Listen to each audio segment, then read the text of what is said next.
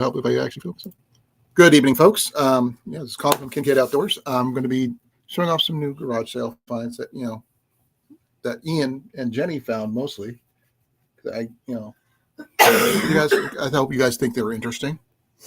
They're going to be everything can be used for prepping one way or the other. One item I am not going to get retrieved from the kitchen, which is something really simple. It's just a simple tea kettle that we could use over a campfire. Jenny and I loved using tea kettles while we're camping, just because it's just easier to boil water that way.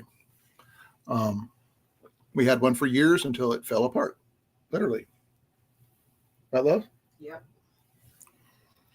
How you doing, Ground Fog? How you doing, Rob? I'm glad you guys could make it. I'm really glad you're here. If you please forgive me, I am eating my supper, and it's going to be a little weird for some. I'm eating Cheerios, so bear with me here. I do have my coffee over here. Most of the finds you're going to see are Ian's, actually, with the exception of one that he stole from me and claimed. Hey, bud. Ian. Turn your sound off if you're doing that. Definitely. I need the items that you picked up, you took to your room. Which one? All of them. Fine. Well, minus your one big one, unless you took that out to your car, the truck already. I have to. You do. No, it is. Okay, I'm here. So if you're here, please let me know. I know I got 3 people showing here, so I'm a little early. Thank you for sitting. Careful with that. Ian, I know more than you do about that thing. Well, no, I didn't pack it properly like I thought I did. Okay. That is a fun live stream. Rob calls it rolling for Ian. Right, that is. That's right. Ian, you have a saying just about you here in our live stream. I know, rolling for Ian, yeah. Rolling for Ian. Yeah, it's a gambling if I ever come out of my room. It's a gamble. No, he had some stuff that he took to his room earlier, and we just had to get it into here where I can show it off. He'll take it back to his room shortly once I get done showing it off. I've got a total of 5 items here right now, minus the kettle, which is another. So it would have been 7 total with a cot that he acquired, a military style cot. For $20. So one of the items he got for really cheap. Hey, Daniel, how you doing, brother? Give me a second here.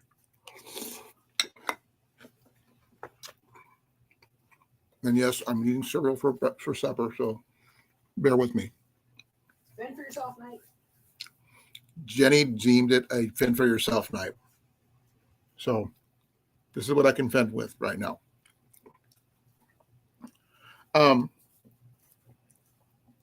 I've got some books. I've got some other items. I'm going to wait till we get about 10 people in here before I could start showing off most of them. But like I said, Ian got a military style metal framed cot, one with the 2 bars on the end. And we got a tea kettle. I got to wash the tea kettle. It's still got char marks from when it was used over a campfire. We do have possible access next month for more access to the same, because this all came out of a storage locker. And I was told by the person who had keys to it that we can get access later on. So there's more stuff deep in there that I never got a chance to get a hold of. So that's down the line. Yes, definitely. Thank you, Greg. I really appreciate it. Now, it's going to sound weird. For prepping and survival stuff, what's the most important thing you can have with you? Does anybody know?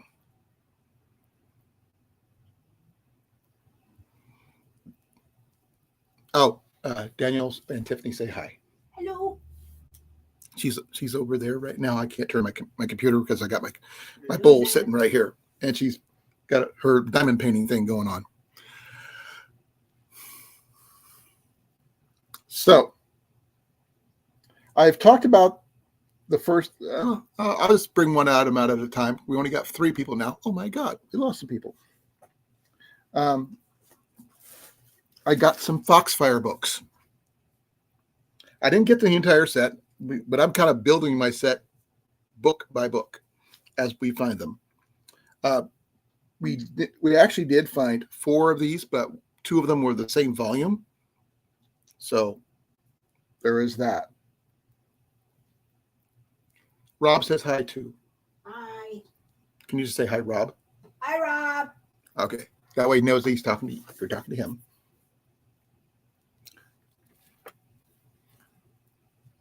Okay, folks.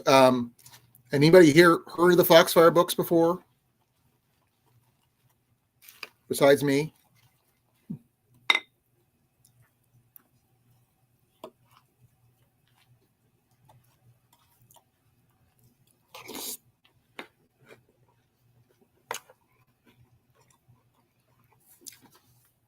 Hey, Dan, how you doing, brother? And he says hi too. Hi, Dan. At least his name's not Jack. Hi, Dan. And we're not on a plane. Exactly. But I'm sure that Dan's heard of this book before, or this series. This is the first book.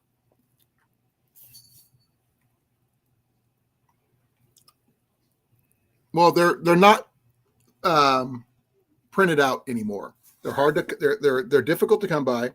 Originally, this was published back in 1973. This is Appalachia wisdom and stuff, which it covers a lot of different topics. If you give me a second here, trying to get it up here. It covers ghost stories, spring wild plants, spinning and weaving, midwifing, burial customs, corn shucking, wagon making, and more affairs of plain living. But this is more like Appalachia living, for those people who know what that is. It covers more topics than what it says on the cover, because this also covers like sourwood hunting, beekeeping, for those who are interested, spring wild plant foods, making an ox yoke, wagon wheels and wagons, making a tub wheel, whatever that is. I have to figure that out. A wood-powered foot lathe, midwives and granny women, old-time burials, and a couple other things. So that's just on this book right here. I'm not sure if I have number 2. I do have number 6 and another book. So I'm missing number 5 and number 1 still.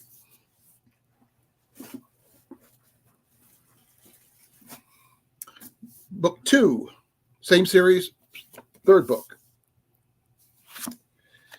This one was published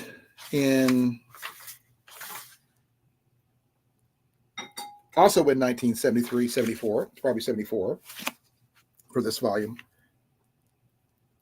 I don't know how much this one went for originally because it is covered up. Probably that first one went for like $4.50 originally back in 73. And this one covers like animal care, banjos and dulcimers, hide tanning, for those people who don't need to know how to do that, summer and fall wild plant foods, butter churns, ginseng, which is actually pretty popular here in Iowa, actually, and still more affairs of plain living. Oh my gosh. I'm sorry, Dan. 2 super long ads with no skip option. I did not choose that, folks. That was not me. Do I need to go over anything that you guys missed? Hey, Molly. Hey, Jason.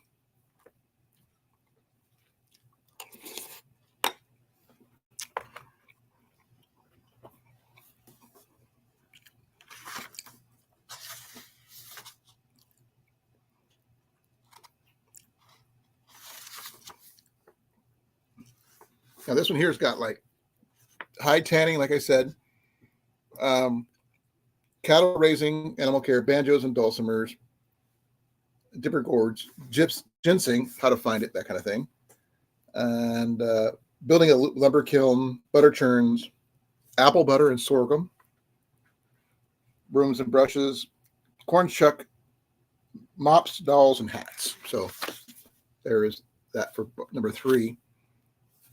Like I said, I haven't gone through these yet. We just picked them up today.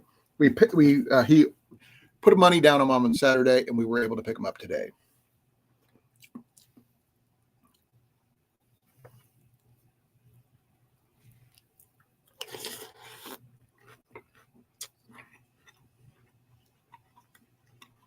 I didn't put it up for that. That sucks. I'm sorry about that, folks. Well, this is, I kind of need the ads. I wish I didn't, but I do.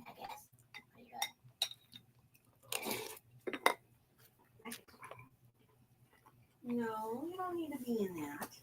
Hey, don't fall.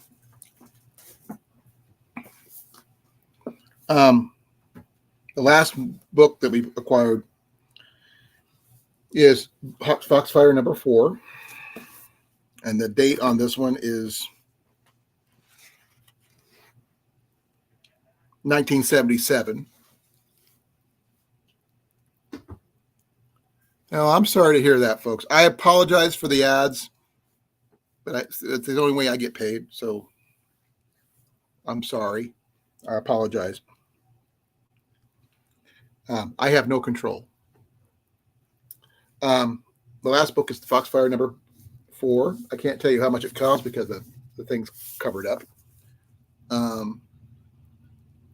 This covers fiddle making, spring houses, horse trading, sassafras tea, berry buckets, gardening, further affairs of plain living. And this was given to somebody as a gift in 1983 for Christmas. So this is a very, very old book. And if anybody is asking, this is Anchor Books and Doubleday Garden Press. Doubleday Press is who produced these books. If you're looking for them, there's a total of six or seven books. And this one here also has knife making and wood carving, gardening, wooden sleds, fiddle making, horse trading, making tar, logging, water systems, cheese making. Hey, for those who want to make cheese. So this has got a lot of good information. I'm still missing number 1 and number 5. I thought you had number 1. No, I don't have number 1. I got number 6. At least I think I do. I'd have to look through my books. Oh, ninja. Now, those books right there. I highly recommend them for having in your gear. The one I don't have is the one for raising chickens and some other small livestock and canning, which I believe that's in 5. How to create a farmstead and the things like that. I am looking to get those eventually, but those are good books to have on hand.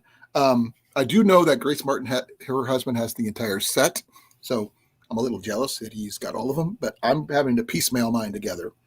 I do have some of these on PDF if anybody's interested.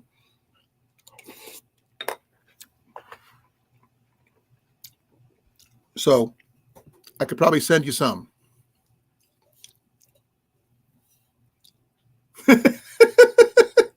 That's true, Rob. You want to hear what he said about chickens? Raising chickens? Raising chickens. Step 1, firm grip on chicken. Step 2, lift chicken. You have now raised the chicken. But don't you usually pick them up on their feet, not their necks? Yeah. Unless you're planning on ringing it. Yeah, that's true. Well, I could use my squirrel skinner for that too. I will not be around for that. Thank you. I'll cook it, but I ain't watching it. I understand, love. I have to do the butchering. I understand that. Well, I'm telling you. You don't have to tell me. I figured that out a long time ago. Them. Oh, well, Jenny's saying that she's not the one going to be butchering. That'd be my job. because I've processed, game before because that's what you have to do when you go hunting. So hunting, fishing, all that stuff. She doesn't mind cooking it and eating it, just not processing it. Same thing with fish, right? Yep. What would you do if I wasn't here and you had to raise chickens and stuff? I've managed. You'd have to do it yourself, huh? But I don't have to do it myself. Well, hopefully it doesn't come to that. I plan on living a long, healthy life as much as I can. Okay. I mean, does anybody have any questions about the Foxfire books or anything like that? There were 4 books total. They were bought for $20.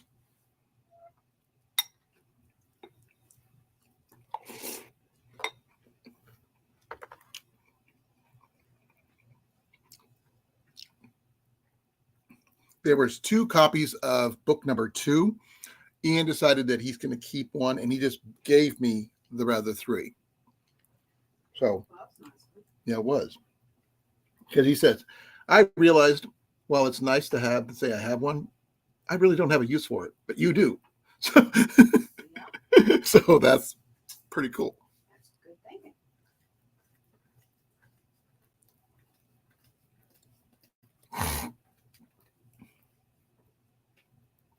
That's true. I'll see what I can do with how many I can get to you there, Rob. I have to email them to you though. I think one of mine that I have is too big to send via email. I got to figure out a way to compress it somehow. I think it's book 5, but I could try to send you as many as I physically can.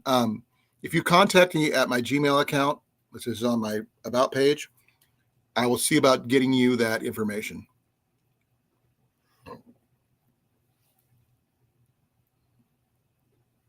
If anybody else wants it, let me know. I can do the same.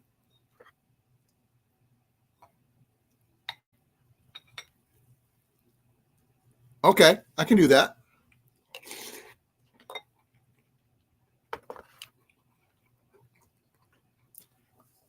I don't know what Dropbox is, but I can do my best.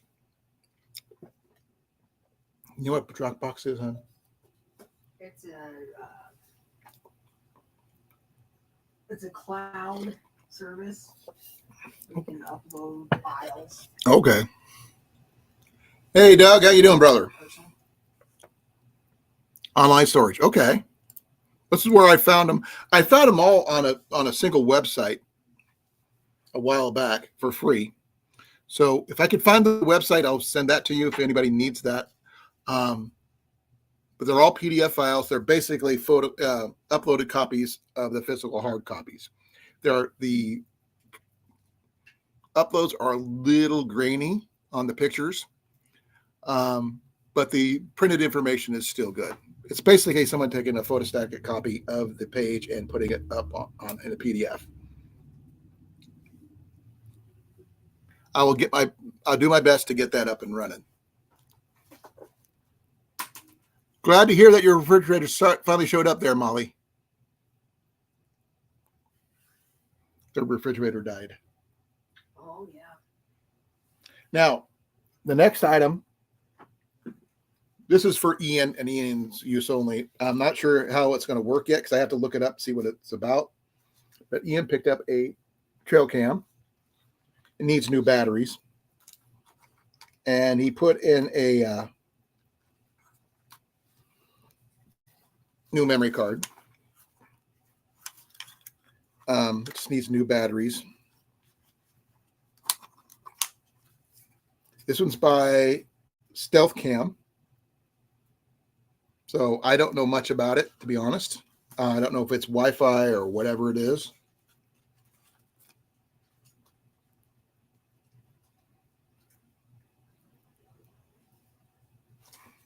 So I got a lot of work to figure out. There is a website that we're going to have to look up and get some batteries. This one takes AA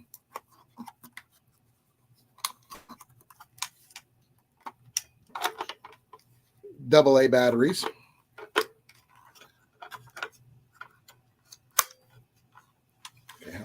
this thing come out? There. Oh, this takes a lot of batteries, as you can see. Oh, look how many batteries this thing takes. And there's a lot of batteries. And you can put it on a tripod if you need to.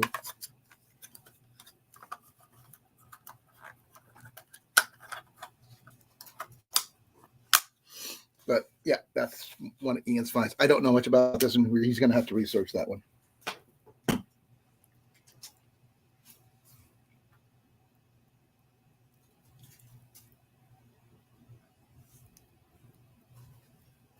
For which one? On the research on the trail cam? Like I said, I don't know much about the particular stealthcam.com or anything like that.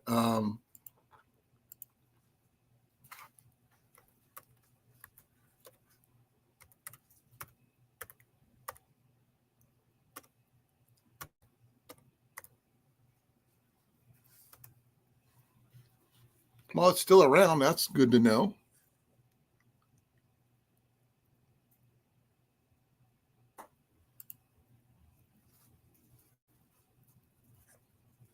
It doesn't have a name on it other than Stealth Cam that I can see.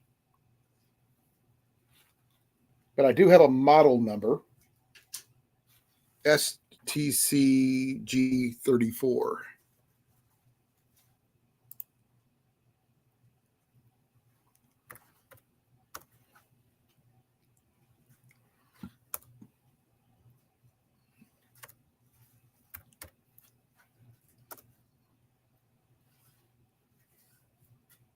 Knowing my luck, it's probably no results.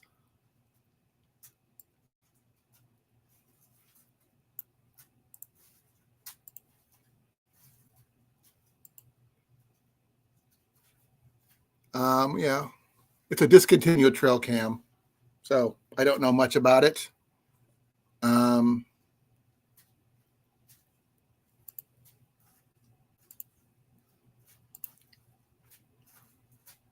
This is the G34 Pro. Supposed to have the 6.9 month, 6.9 month battery life. So pros, good video quality, 6.9 month battery case, strong case design, easy programming. Cons, very slow detection circuit.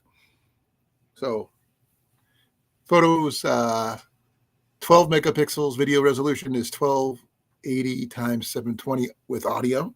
Oh, that's cool. Flash type, red glow infrared. So you can see in the dark.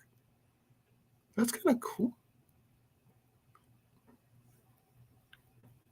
So it's got a lot of stuff, but it's like I said, it's a discontinued model. Don't know what's going to happen with it. Ian's going to have to let me know. Hey, Jason, how you doing, brother? Here's the information on that particular model. If you guys are interested, give me a second here. Let me see if I can get this right before I can.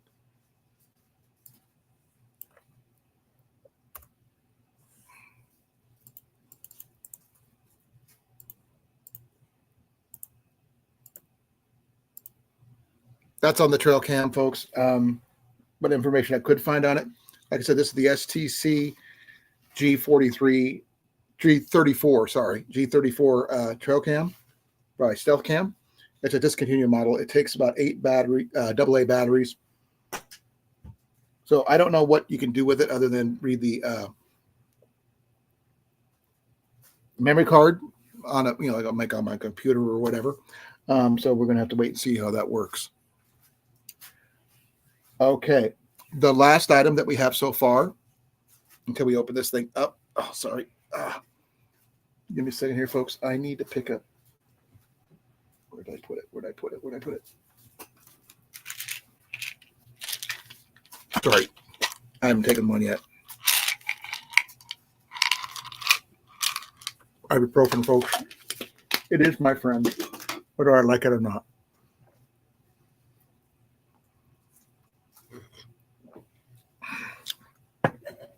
Ibuprofen is my friend. Okay. Is a stove that Ian acquired. I recently purchased one of these things via SD Mountain Man Scott up in South Dakota for $70. Now, I'm going according to the bag, what it is, because it doesn't have all the information like mine does. Mine has everything complete. It is a MSR Whisper Light International, according to the bag. Now, I have not used this yet. Neither has Ian. He is still trying to figure it out how to use it. He wants to play. He plans on taking it with us to the flea market to cook on, but he's still trying to figure out how to pack everything, that kind of thing, and all that other fun stuff. So this is why I say it's the international. It says right there. $20 for this entire thing. And it did come with fuel bottle with some fuel in it. So you can see. I was going to get it for $4, but ended up being bumped up to $20. But that was my negotiation. Ian just stole it out from underneath me. He's going to do his thing, and I'll find out more about that later.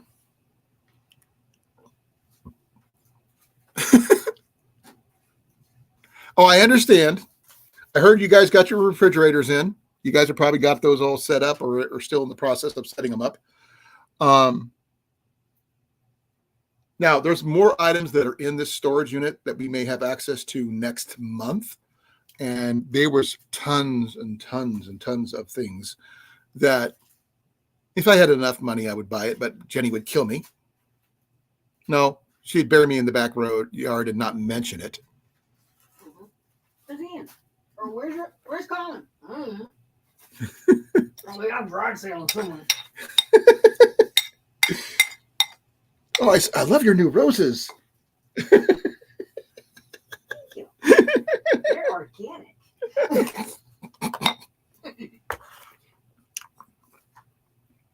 Aren't those like rare and endangered species? Not yours.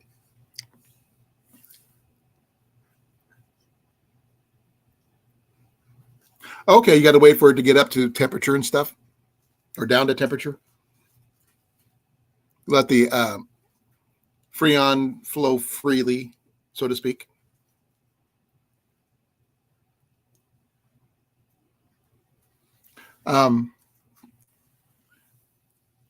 This, well, it was a garage sale out of a storage unit. Kind of happened by accident. Jenny spotted it out of the corner of her eye. Hey, there's a garage sale. I had not even seen this sign. It's just a teeny little sign about that big on the side of the road. We just got done looking at one, and we come up to the main road, turn right, going towards home, and boom, there it is.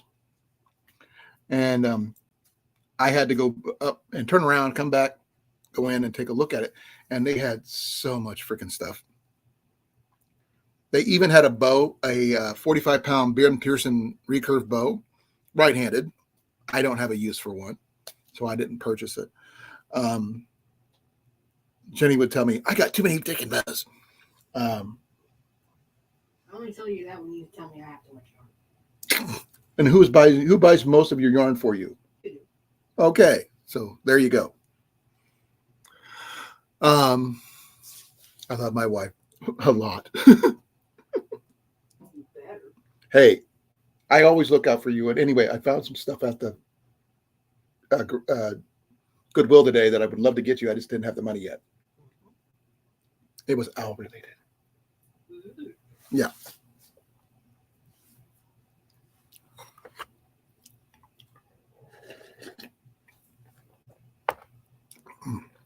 Please forgive me. This is my supper.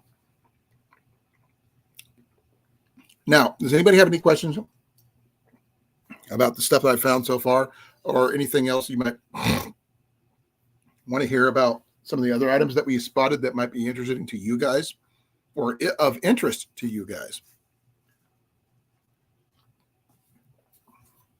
Because they were only open for 2 days and they were still pretty packed. Um, they had an old whiskey barrel that's still there. Oh, wow. Yeah. They had bicycles. They had tons of hunting stuff and power tools and a whole bunch of things that I didn't personally need. Um,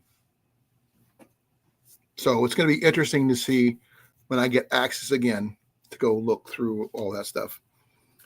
Preferably with some extra money that Jenny can buy a bunch of stuff that she wants, because she saw quite a bit, but she played with Jade, their dog, more than anything else. Which is was it a German Shepherd? Okay, it was a German Shepherd named Jade. She had a blast playing with the dog. Another challenge? Come on, I've got 3 I've got to go through right now. I've got the flea market one coming up. I've got the Temu one coming up. What else do you want me to do? I'm only going to do so much.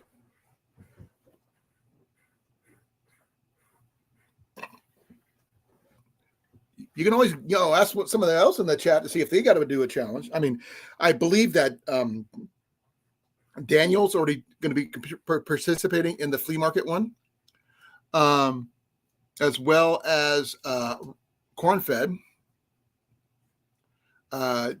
JV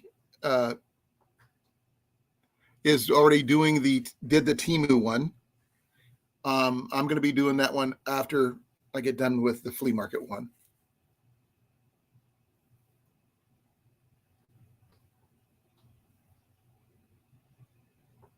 Oh, that's not going to work for me because I don't fish for big species.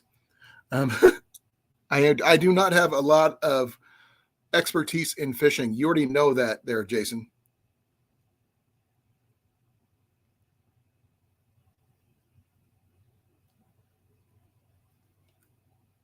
Railroad pocket watch, preferably on the cheaper side of things. Could it be a replica? Because we've seen pocket watches at the flea market, right, love? Mm-hmm. So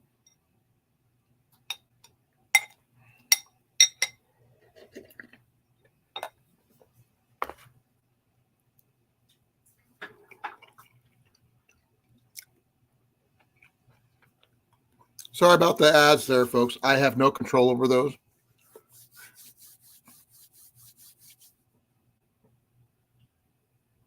Oh, my money's on him too. He's a lot faster than me, but I got better negotiating skills. So just saying. And I am a lot lighter, so I am down a total of 70 pounds, folks. Just to let you know.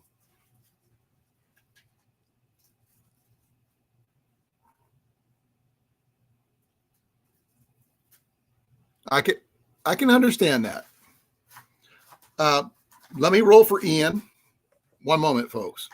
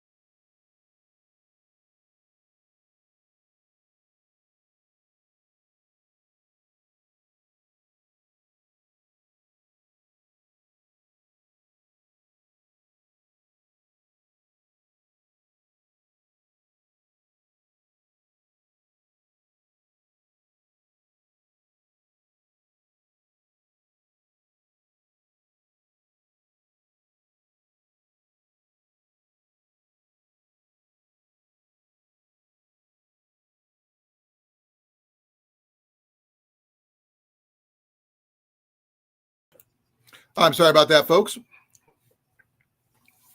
This is why I don't normally mute myself. He said he can do it. Oh, Ian, you're going to have to come back. Okay.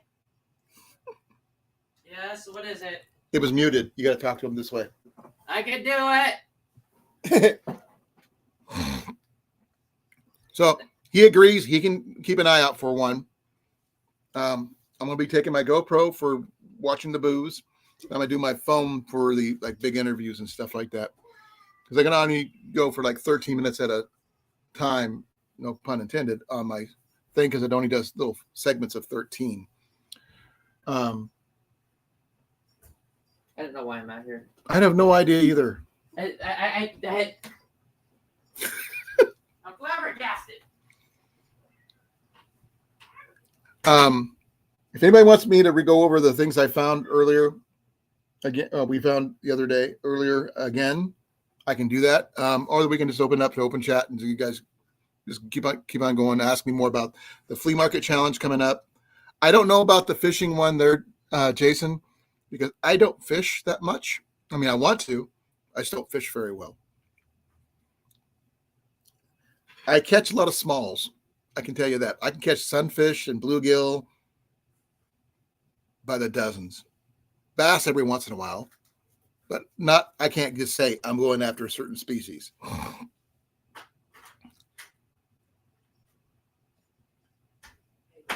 No, the trade thing, that's a whole different channel, and that's not me or him. I'd love to see what you come up, what you're picking up there, Rob. I have my stuff picked out. I looked at JV's stuff from his video, and he was like cursing me out for coming up with this idea. And the thing is, I'm going to try to plan a little bit more far ahead for what I'm doing. I'm going to be a little bit more. I'm going for comfort. So I'm going to try to do it comfortably for under $100, $100 or under with shipping. So I'm going to do my best. Once I get done with the flea market comes first, which is coming up not this weekend, but the weekend after next. I've got a site picked out to where we're going to camp. I'm going to set up our, I got my bag mostly packed with my tent and some cooking supplies and stuff. My sleeping bag and my cot are going out tomorrow. My cot, so my sleeping bag's already in there. My cot's going back out there tomorrow. Ian's got the cooler ready to go. Oh, Ian picked up a cooler that day too from a separate separate yard sale. A nice big igloo with wheels. Pocket pry bar. Okay. Oh, it's not hardened steel. Do you have a forge where you can try to harden it? Or is that not an option?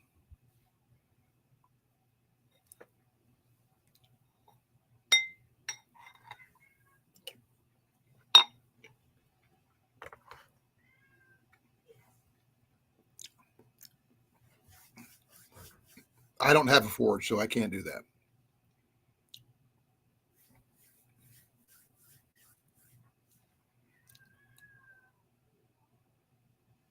I'm not much on pry bars, to be honest. They're only basically, when you see them, they're only meant for one thing, and people know what they're used for. So I generally don't do those.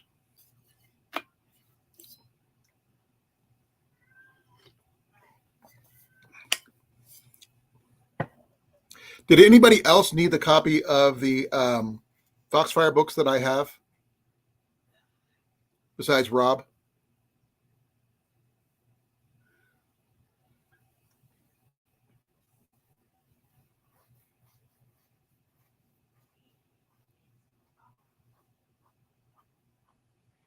Oh, I'm sure, but at least you don't have to do any pounding or anything. It's already shaped up. All you have to do is heat it up and quench it, I believe, isn't it? Do a heat quench, but it depends on if you're using oil or whatever you're planning on using. I don't have anything on blacksmithing, unfortunately, unless it's in my unless it's in this book.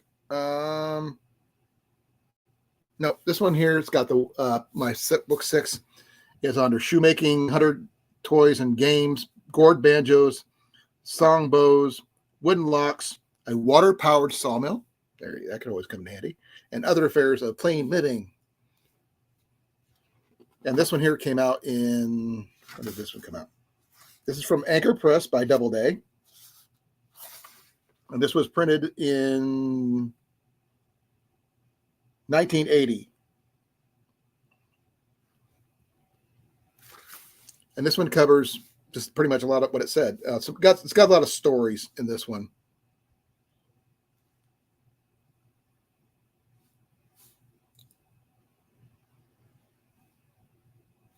And it's got a cumulative index for 4, 5, and 6. So that's in the back. It's got a lot of pictures and stuff, just to let you know. Old-timey pictures.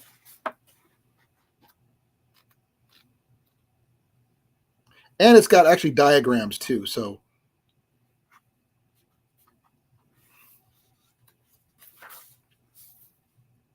on how to make your own water-powered sawmill. It's even got the patent numbers. So there you go. This is for a log turner.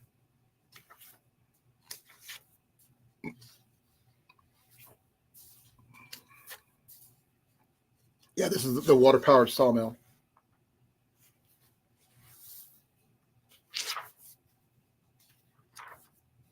Go medieval if you want to.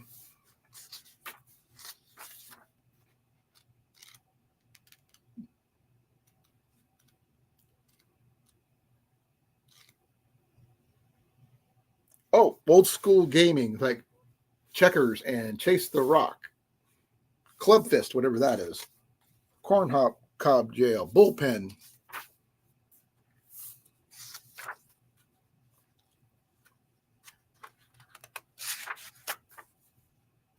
I don't know a lot of these games, so they're all new to me.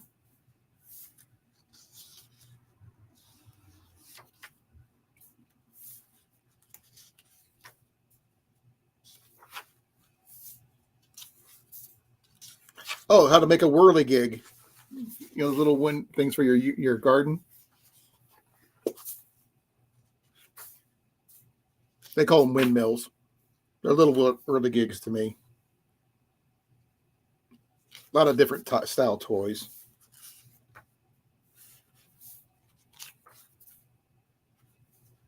My dad made a few. Oh, here's a good one. How to make stilts, homemade stilts. Or Tom Walkers or Jay Walkers or walking crutches. Hacky sack was played with rocks back in the day. I'm sure it was.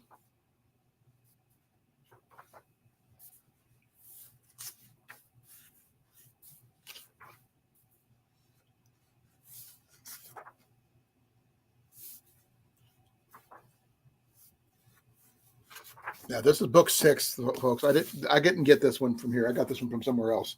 I've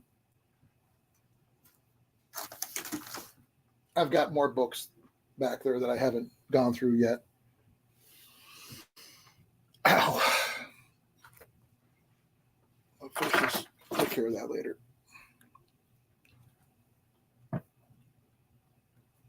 Back to my coffee.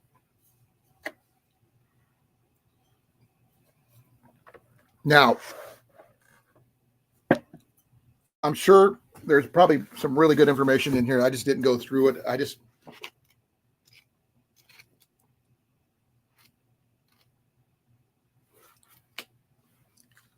A lot of good information. Some of these books are not in the best condition, but this one here is a good one. Making a foot power lathe. Now, this information is in a lot of the PDFs I have, but I think having hard copies is better sometimes. So there is that. Making wagon wheels and wagons. And they have pictures for like ox yolks and stuff like that and how to make them. It's even got dimensions and things like that. I'm not sure if they choose what type of wood they use and all that stuff. They might mention that, but I have to go a little bit more deeper. Now, plant identification, spring wild plants and stuff like that. They're talking about like blue violets, milkweed, plantains of various kinds.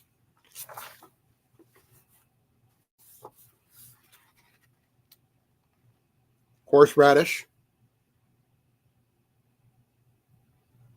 Nothing wrong. Yeah, walnuts worked. I can't touch them, but they're okay.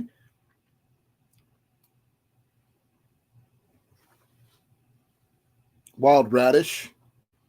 I'm not sure of shepherd's purse. Rhubarb. We grew rhubarb growing up. Nettles are supposed to be pretty good eating.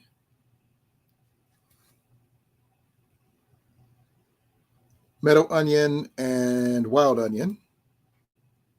I know about those. Those you can smell those.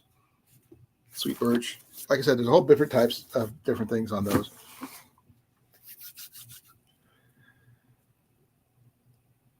Well, we did water moccasins where we lived. We did have rattlesnakes in Iowa, just not in the area where we were living because we lived on the river growing up. Now, the chat is open to any discussions, so please feel free, within reason, obviously. If you guys want to come up, you're more than welcome to. You don't have to, but the option is there.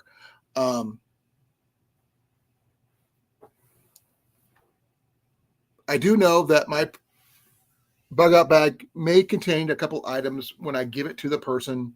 Whoever wins it might be a little bit more than what I paid. One, if I win or lose, I'm going to be giving it away to somebody.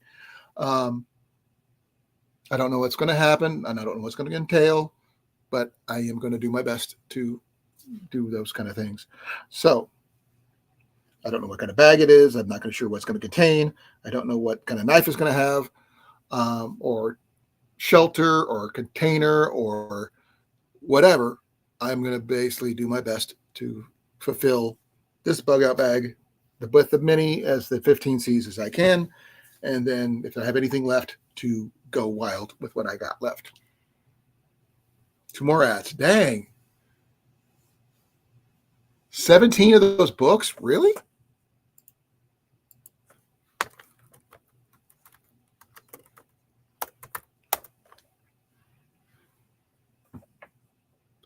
Well, according to Walmart, they say there's 12. According to the Foxfire Book website, let's see here.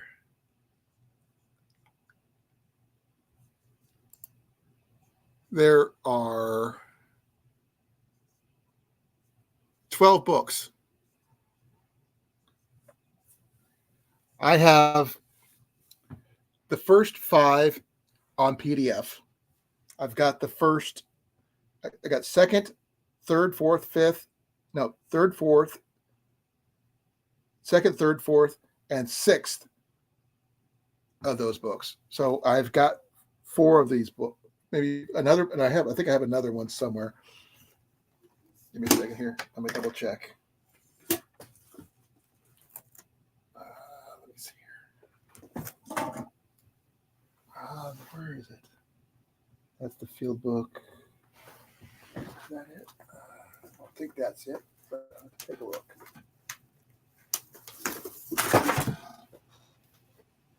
What is this?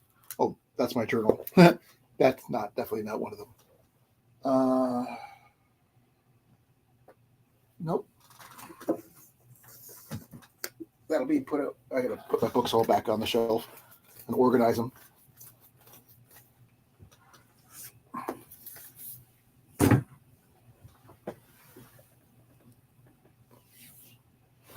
Let me see here. Some stuff around here.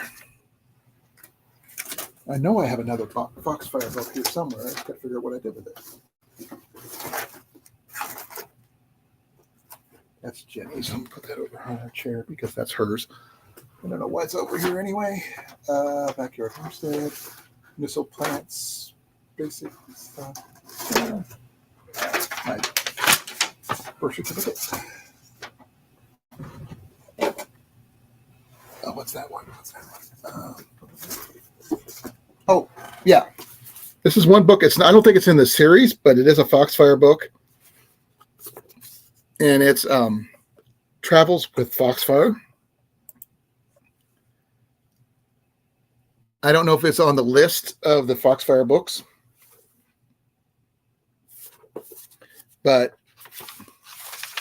it does have some interesting information.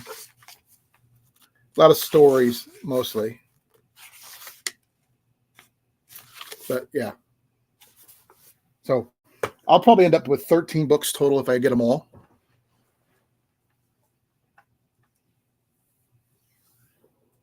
Yeah, this one here came out in, when did this one come out?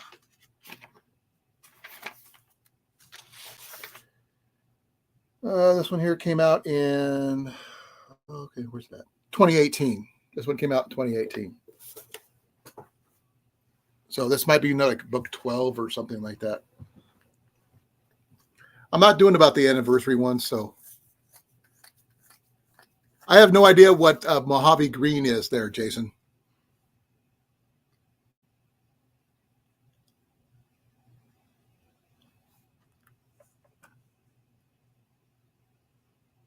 Is that a snake? Rattlesnake?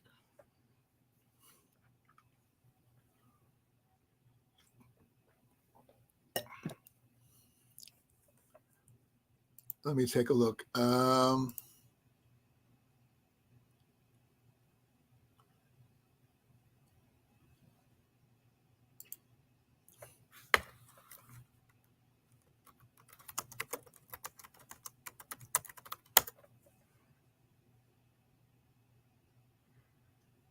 Let's see if they have. That's magazine. I don't want that one.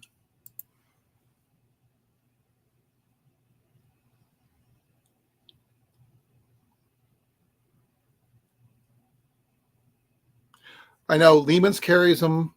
Barnes and Noble carries them. Amazon carries them.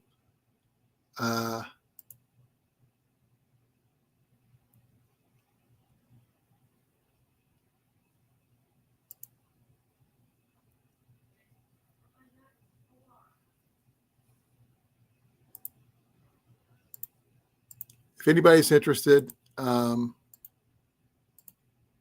here's book 1 of the Foxfire series on PDF.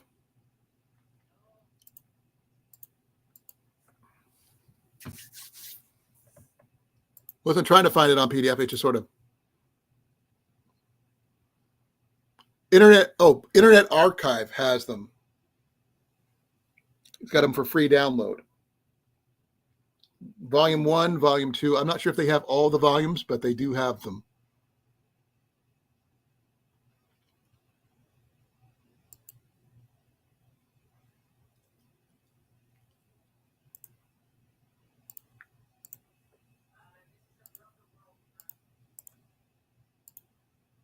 So whichever one you guys want to try, you can guys go for either one of those. But those are book 1. Book 2, I guess you just type in, swap out the 1 for 2, Volume 1 to Volume 2, and you should go down the list. Only thing we have here, we do have a couple rattlesnakes, but they're in further north. But we have more water moccasins than anything else. Like I said, I grew up on the river, so there wasn't a lot of rattlesnakes. Now, was I young and stupid? You better believe it. I didn't think I'd get bit. We're talking early teenager or late preteen, 12, 13, that kind of age. I didn't know better. Daniel, I'm not sure if you could use those books or not, but they're right there. Dan, if you need them, they're right there. I got more on PDF if you need them, or have access to where you could find them. I'm gonna try to send as many as I can to Rob on the road because he's got a place where I could send and he can download all of them. Like I said, I don't have access to all of them, unfortunately. I do have 1, 2, 3, 4, 5 books. I have 5 of the 12.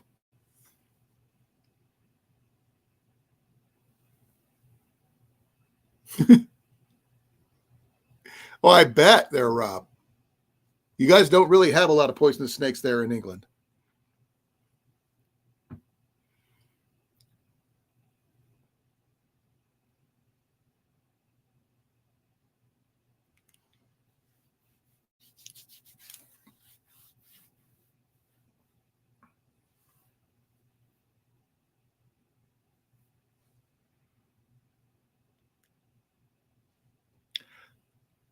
We have ours in government too, but we're not going to go down that road. Okay. That's a sinkhole just waiting to happen. And I'd rather not go anywhere near that.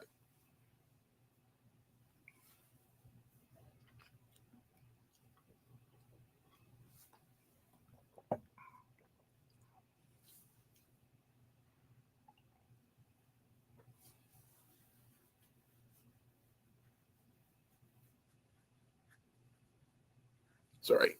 Itchy. We have squirrels. We have, our jays are pretty, our blue jays are pretty, aggressive.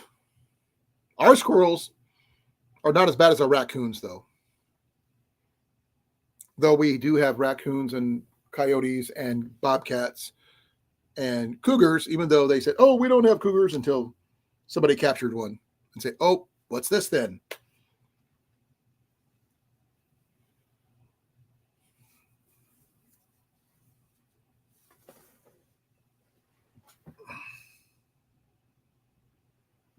Oh, that's cool. We get a lot of bald eagles around here all the time.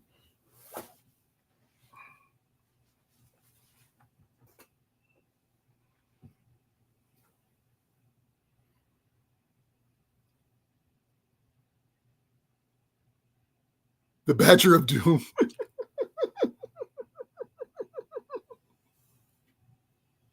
Oh, I'm sorry. I didn't say it right. The Badger of Doom. Is that better?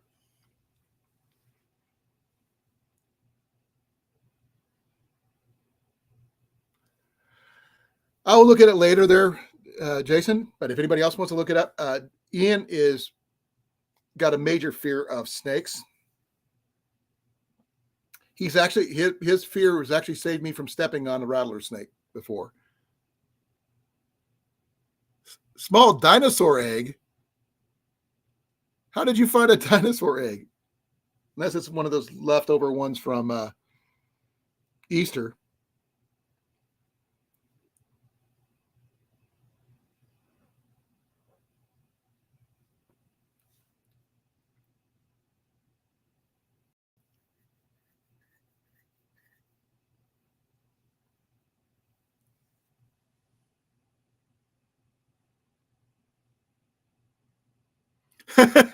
That's what I think too, there, Jason.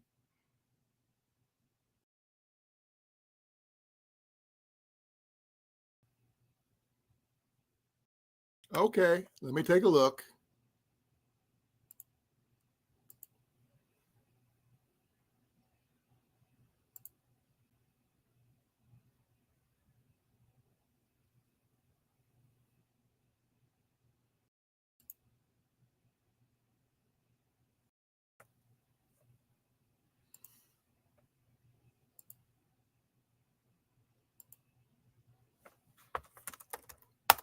Okay, let me see which.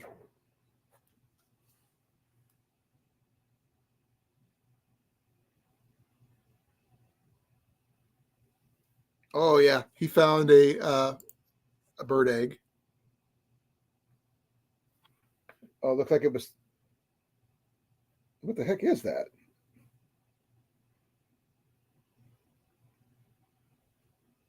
Is that an acorn?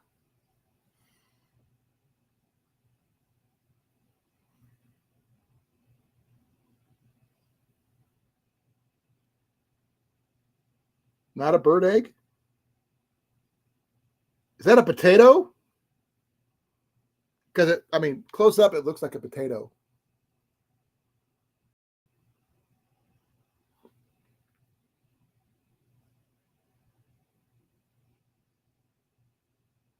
I have no idea.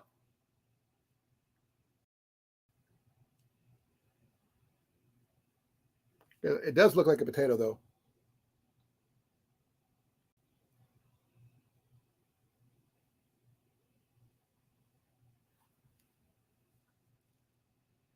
I'm going like maybe it's a buckeye because it does have that little portion on the bottom right here. Oh, sorry. Buckeyes can get pretty big.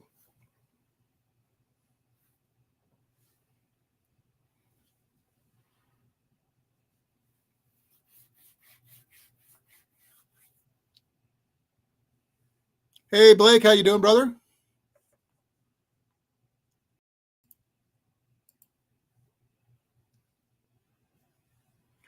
It's possible it could be a mushroom.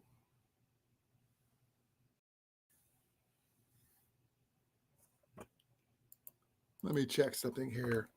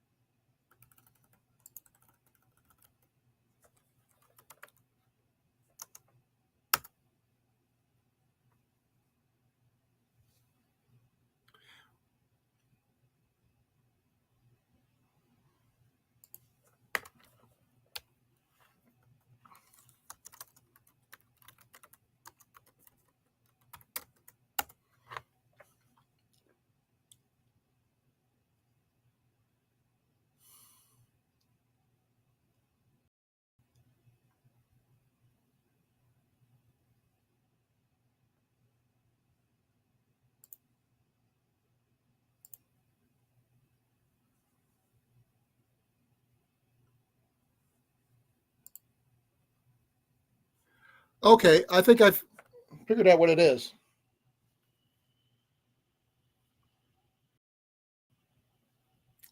This is a yellow buckeye. I will show you proof.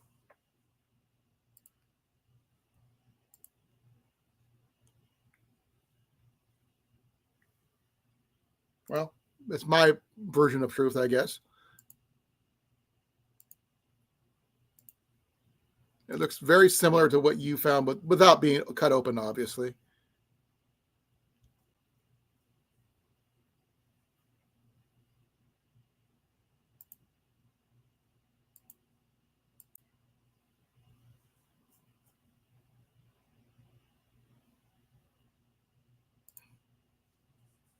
Sorry, give me a second. There's that. I guess I could do an image search for it and see what happens.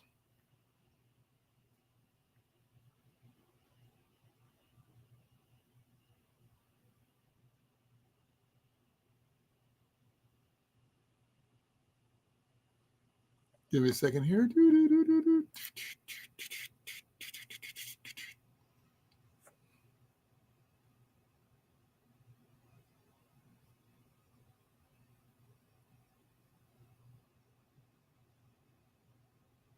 Oh, okay. I know what it is. It's known as a bread nut.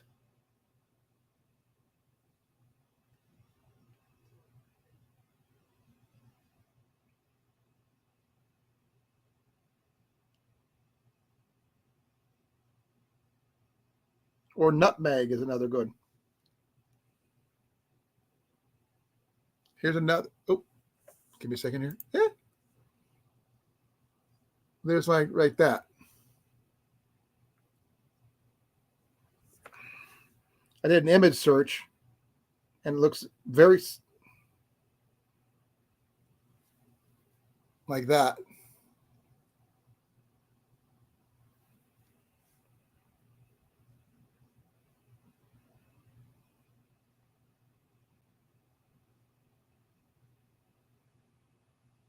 Was it heavy? You're thinking guacamole? Like I said, I did an image search, so I don't know if that.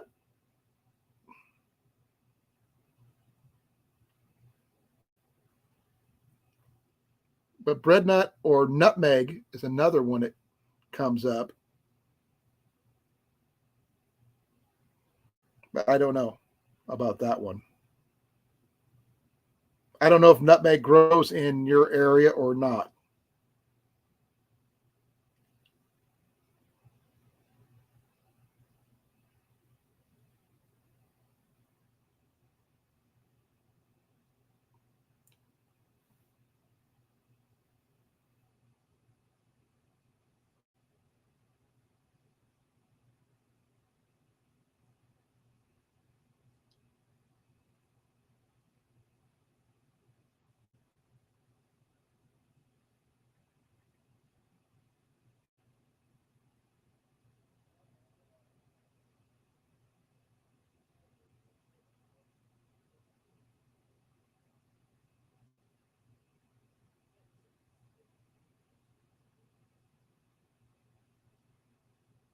It could be, like you said, it could be a giant puffball mushroom. It could be an air potato, which is an aerial tuber that produced by vines and typically grow more irregularly shaped than the object in the image. But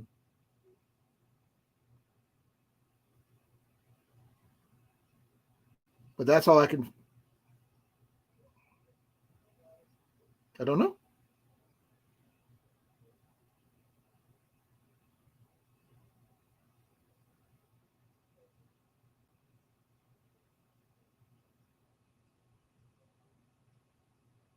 I can't find any other information about it. Guacamole. It could be. It could be an avocado pit. You found stranger things at that campgrounds.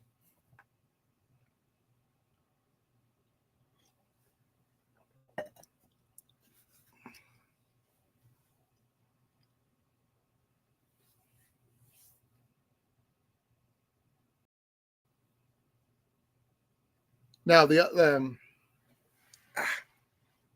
anybody else got any strange finds or anything like that? If anybody wants to look up that thing about the snake that Jason was talking about, the world's dangerous rattlesnake, go right ahead. I'm not into those kind of things. Generally, I just know that I ran into a very small rattlesnake, poisonous snake in Iowa. So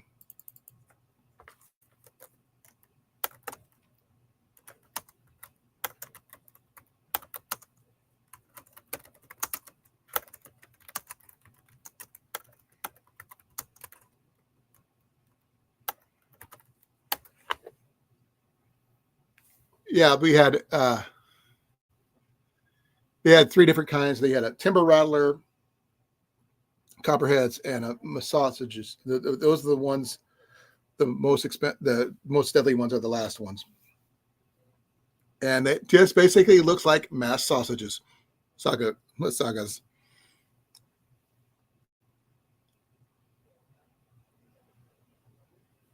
I did run into a bull snake, but the rattles. I think it might have been a copperhead or something like that. I'm not sure. It was a very small one.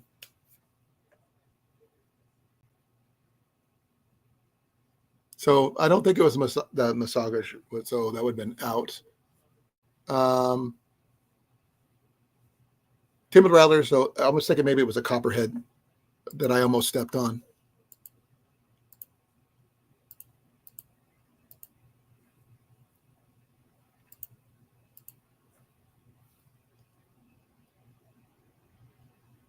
Okay, it might be plant an avocado. If that's what it is. See if it grows.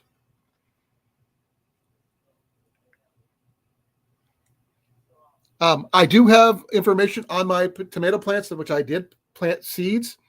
I've got a little sprout about that big so far growing out of my seeds that I planted.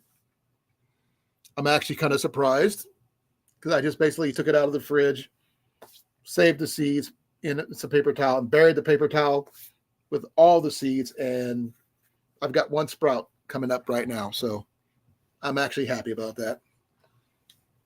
Now, whether it produces anything, I don't know yet, but I'm working on it. But you did get some good stuff left over. The corn is not growing so hot. It's kind of stunted right now. It got to a certain point and stopped. I'm going to add some more soil to it and then add more water to it. And I'm hoping that it'll produce, get better because it's been sitting in front of the best window that I have in the biggest pot that I have. It's just not doing anything as of yet. It got to a certain point and just stopped. So I'm going to add more soil to it and see what happens. But the corn's not doing so hot. But I do have more up there if I need to. I've got a whole. Okay, give me a second here. Getting up sucks right now. Sorry, gotta grab the cane. If this, I'll show you what I'm trying to grow, folks.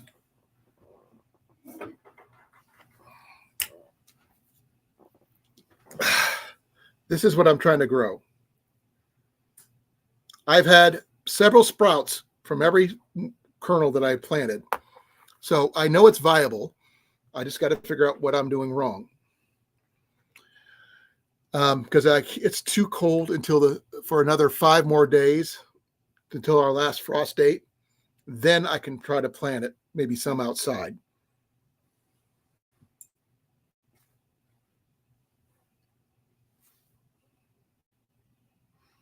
I don't know. It hasn't grown much. It's got to a certain point. It's still green. It's not wilted or anything. It's just stopped. So I'm going to try adding some fresh soil on top and some more water and see what happens. My potato is growing like wildfire. It's literally about, oh my God, that tall with a bunch of leaves and stuff. It's going pretty well. I have added fresh soil with that one, and that's probably why it's doing really well. The tomatoes were in an empty pot, which I just added brand new soil in it. So it's got fresh soil in there. I didn't put that much in it, but I'm going to add a little bit more shortly when it gets a little bigger. So it'll give it a chance to grow more. Then I'll add a cage, put it in a cage and that kind of thing outside once it gets warmer. I don't really want baby corn. I mean, I wouldn't mind getting some of this. And the kernels that you see that are missing is the ones like from right here and here, and some from down here at the bottom is where the kernels that I had planted. But this thing has been sitting on my shelf for over 2 years and it's growing. So can't remember where I picked it up, but it's working and that's all that matters. Free range tomatoes. No, it's a cage match tomato there, Jason. I don't even know what kind it is. It's just one of those Walmart tomatoes that we picked up for making BLTs, and I saved the seeds. After Jenny put some in a bowl and didn't do anything with them, so I decided to throw them out, save the seeds, wrapped them into paper towels to dry them out. Then I planted the whole paper towels with all the seeds at the bottom of the pot. So I'm waiting to see what happens with them. The fact that I just spotted the sprout this morning, so I just saw one. I didn't see if there was more than one, but it is doing decent. So far, so good. What exactly does a cage-free tomato look like anyway? Anybody have any options? For those who are better gardeners than I am, let me know. I mean, the books that I don't have will probably mention that. I mean, I got the Backyard Gardener and the Vegetable Gardener. Might have some information on that. So I've got like several books on that stuff. So I'm going to have to wait and see.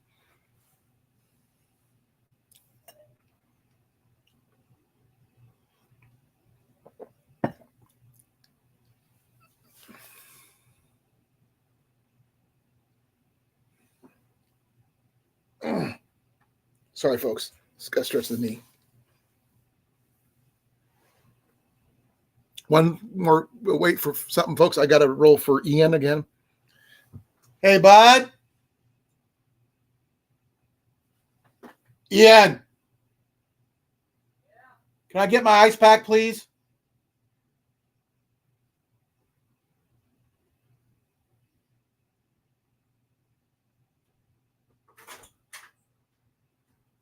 What? Can I get my ice pack, please? Thank you.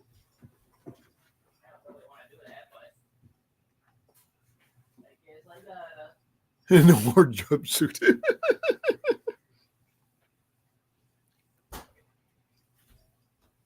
Take your ice back, Mr. Freeze. Mr. Freeze. Okay. Not much, folks. It's just a simple little ice pack I put on my knee.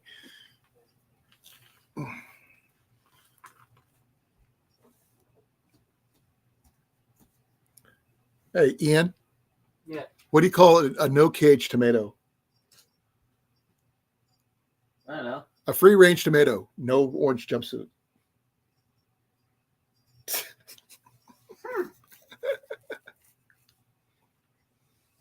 Oh, give me a second here. What do I do with it? Oh, I need Dan found something at the campsite where he was at. Oh, Yeah. like an item? Mm-hmm.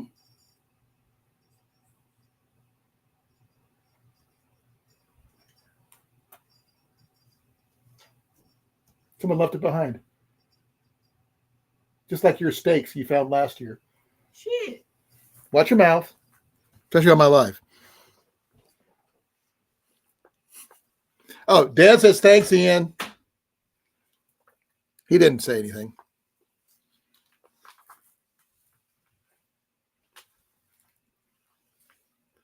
Do you have your protections with you there, Dan? By the way, for those people who missed out on the first part of my live, I found Ian and I found Ian found him. I identified him. The second, third, and fourth books of the Foxfire series. There were 2 copies of the second book. Ian kept one for himself. He said he gave me the rest. In his words, says, I really won't have a need for him. So here you go, Dad.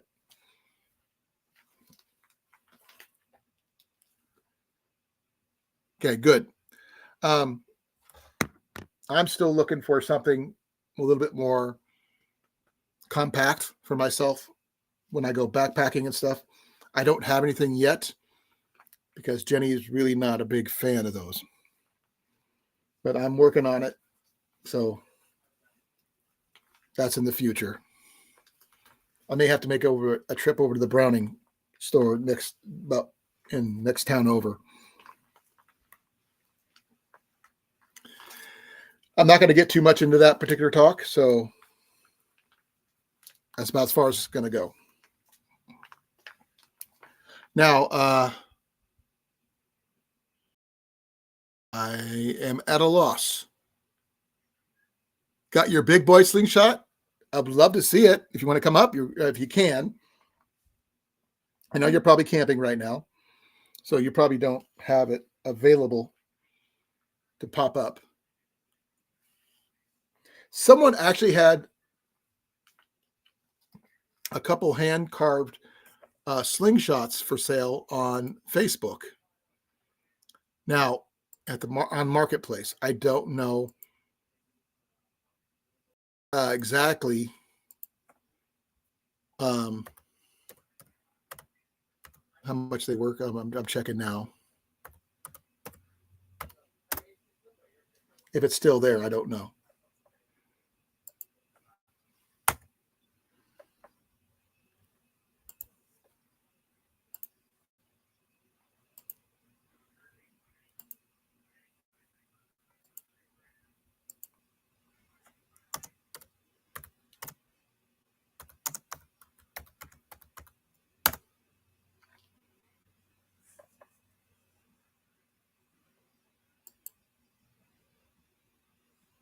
That's not the one I saw.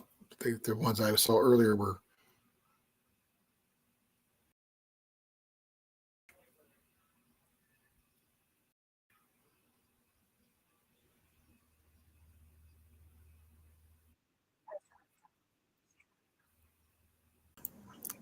How you doing, brother? Give me a second. Oh, there you are. How you doing? Pretty good. Oh, that's better. Okay. My dashboard is set up, so yeah. I hate the white background. On what white background? Oh, when I have the studio up. Ah, well, this one here is my own personal background, so I just added that one Oh myself. no, I'm talking about where the chat is and the big background for the whole dashboard. Oh, I do the pop out chat from the YouTube side mostly because it's easier for me. Ugh. Sometimes even when I'm in somebody else's chat and everything, I still do the pop out chat for I could see the entire chat and the entire screen at the same time because they're offset. Yeah. For some I'm weird talking reason. about the between the dark and the light. Oh, I'd go dark. You Yeah. can go. You can set your settings to dark. Yeah, no, that's why I put it on. Yeah, because I don't like the light either. It hurts my eyes. So, your mom sold the snake you acquired, huh? Oh yeah. I still never found out how much she got for it. She Was sold it alive or dead when she did it? Oh, it was alive. Okay. She took it So- to the milking farm. Oh, I can understand that then. They were happy to get that. Oh, I bet. Well, we got 4 poisonous snakes here, or venomous, or whatever you want to call. I'm not sure what they call it, which one is which. Oh, okay, Daniel. Yeah, Daniel's going through some stuff right now. That's why he's not up talking to me. That's fine. Family issues. It's medical. Understand. I'm not going to go into any more detail there, Daniel. That's on you and Stephanie. If you guys want to, He can explain it when he wants to. yep, when you want to, you're more than welcome to do that. Would you want copies of those Foxfire books there, Jason? I'm fine. Okay, because they got a lot of gardening and other stuff in there too. No, because it's going to take up too much memory on my phone or on my computer. No, you can put them on a hard drive. You know, a little like a Fire Stick or whatever you want to put them. You know, what do they call it? A memory stick or The something. thumb drive. Yeah, put them on a thumb drive. Or you can figure out the way that Rob on the Road's going to be doing. He's got him in a. You're going to backtrack a little bit. What he said about where he's going to put it. Wanted me to send it to. Give me a second here.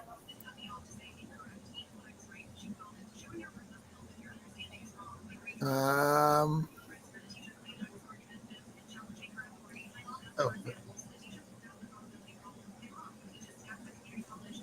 Where is it? A Dropbox, whatever that is. I don't know what that is, but you got to pay Jenny for it. says it's like an external hard drive. You know, that's on the web or something. Yeah, it's But like that way you can still access it like you normally would without actually having to download it to your computer.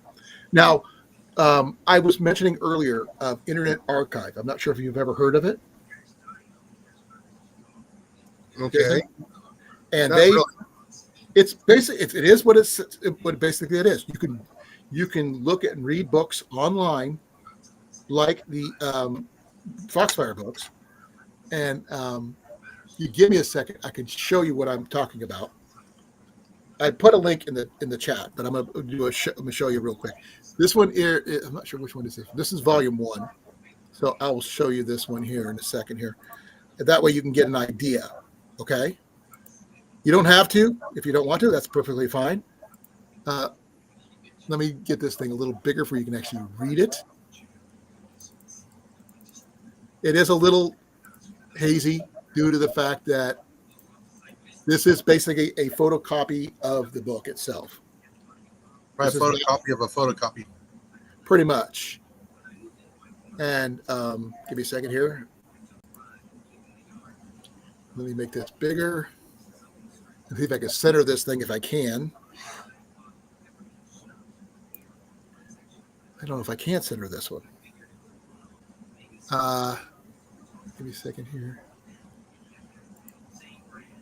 Okay, this is a. There we go. Now I can bring it down a little bit. This might help a little better. Well, I don't know if you guys want to read it. You got to do it this way. But it's got a lot of good information and pictures, and like I said, I've got the first 5 books on PDF, and they have them on this website for free. You can just check them out just like a regular library. Doesn't cost you anything. You keep them up to 2 weeks, or you can download them for free. So, Internet Archive, you can also get movies. You can get different other things here, but you can read all these things without having to, download them to your computer. So, if you want, I will post the link to this one more time. If you want me to, I can. Let me put it back to the first page here.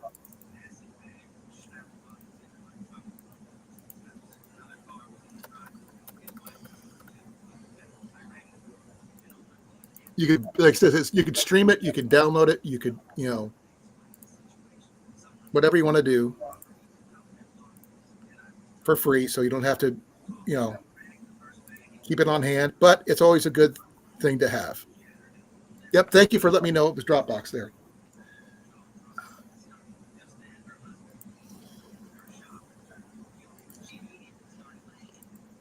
So go check that out. Tell me what you think. And yeah, I've been researching this stuff for a while, and it's just one of those things I just prefer to do because it works for me. Because not everybody can afford the books. I mean, the books, if you buy them in its entirety, it's over $250 for all 12 books. I mean, does it have a lot of good information? Oh yeah, definitely. From everything, how to raise chickens to birthing babies or whatever you want to do. It's probably got an information on it.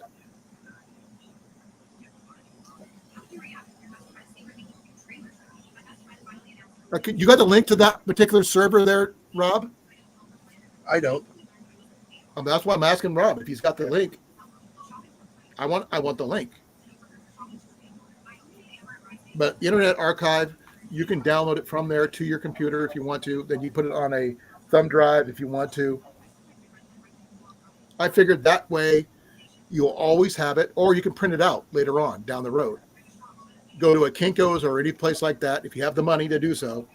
Print a hard copy, make it in a 3-ring binder. That way you can look at it better in bigger print. It might be a little grainy, but you can still read the words and see the diagrams and stuff.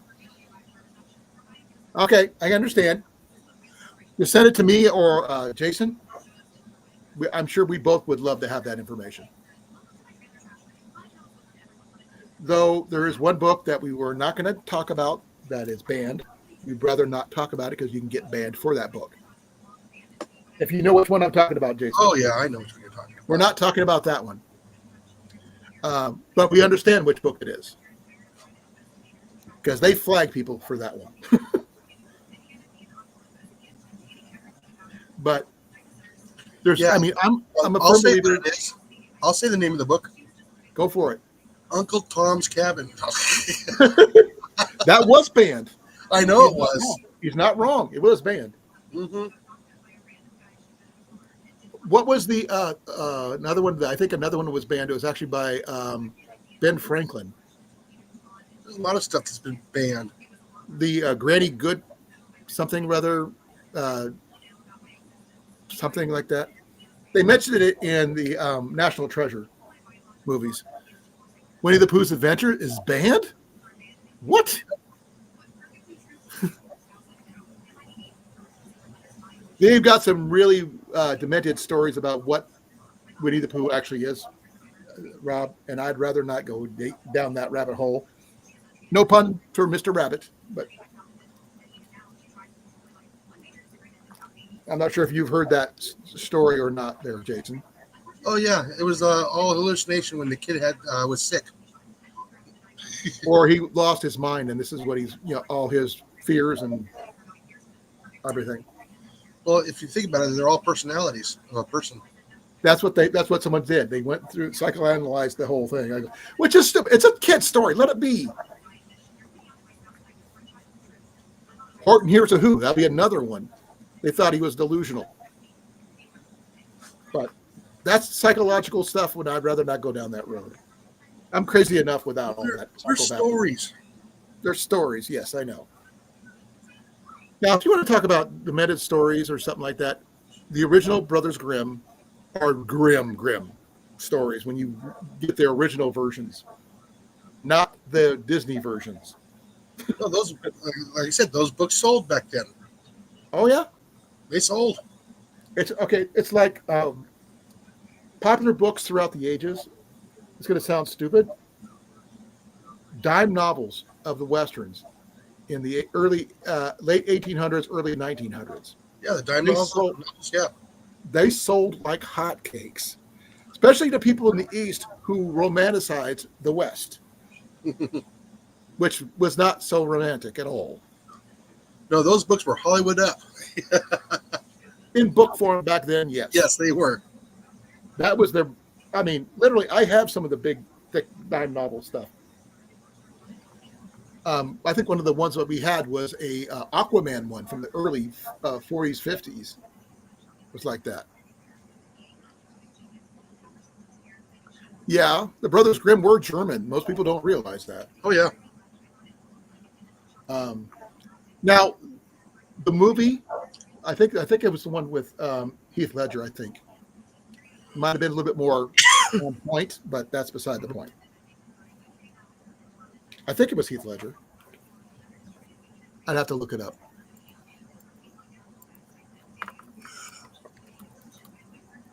Yeah, I'm going to try and talk about mosquitoes tomorrow. I'm going to try and get enough time. Yep, it was with Heath Ledger. Mosquitoes. You mean the flying little mini vampires? No, the little band from Gilligan's Island. Oh, that's cool. I love those guys. It's still funny. But those guys left because of the honeybees. Yeah. You know why they left because of the honeybees? I don't know. Because they were too good. Hey, that was a good song. I like that episode. Yeah, like I said, I'll go over a couple of the mosquitoes, the different species of the mosquitoes and the products. The best products that I used that work extremely well. One of them is relatively inexpensive, but you got to buy it in a 40-pound sack, and you got to keep it dry. And then you Why get do the you other have to keep three it dry? products are kind of expensive. Huh? Why do you have to keep it dry? Because it's a bacterium. Oh, And it's on crushed up corn cob. like corn cob? Yeah, on the corn cob is all broken up in small little itty bitty little pieces, and they use that as the medium for the carrier. Oh, I did not know that. Put them on there, then they dehydrate them, put them on there, and once they get wet, they activate. Well, did you hear about my tomato plant? Yeah. It's literally like that big. I spotted them today. I didn't plant them like not even 2 weeks ago. Oh yeah, no, they sprout pretty quick. And I was at Ace Hardware today, and we went through their little greenhouse they had. And they had some tomato plants for sale. I go, well, if I hadn't already planted some, I'd grab a couple of these, but I've got to wait for the frost date to be done first. Mm-hmm. I've got 6 more days before I could plant anything outside. Now, will I move some of this stuff outside after that? Probably. Yeah, you can actually start seeding outside now if you wanted to. I don't know because our temperatures kind of fluctuate really badly from day to night. So I don't want to attempt it yet, especially since we got some yard work to do still. Oh yeah, I know. I got lots of yard work to do too. Well, Ian's got to mow the lawn, then we got to pick out a spot, and we got to find a tiller and that kind of thing. Yeah. So we're working on it. Sure you don't want it? Yeah, I'm sure. Hey, Molly. No. Has he been behaving himself, or has he been naughty with his healing process? What? Oh, no, I just need to get stuff done. Well, I I, understand I, that. I was reading and listening to Molly and trying to listen to you at the same time and read Rob's thing. Mosquito, are we discussing the power plant, airframe, or plant? Or no, we're talking about the insect.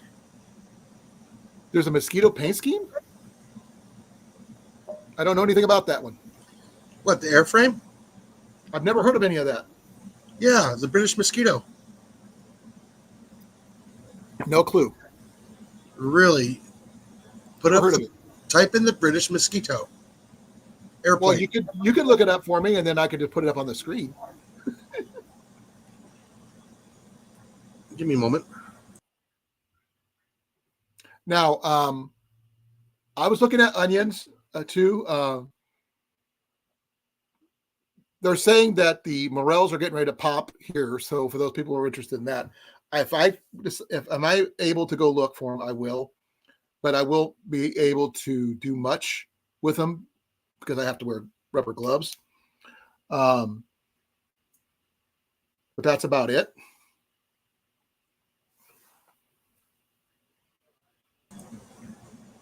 You find it?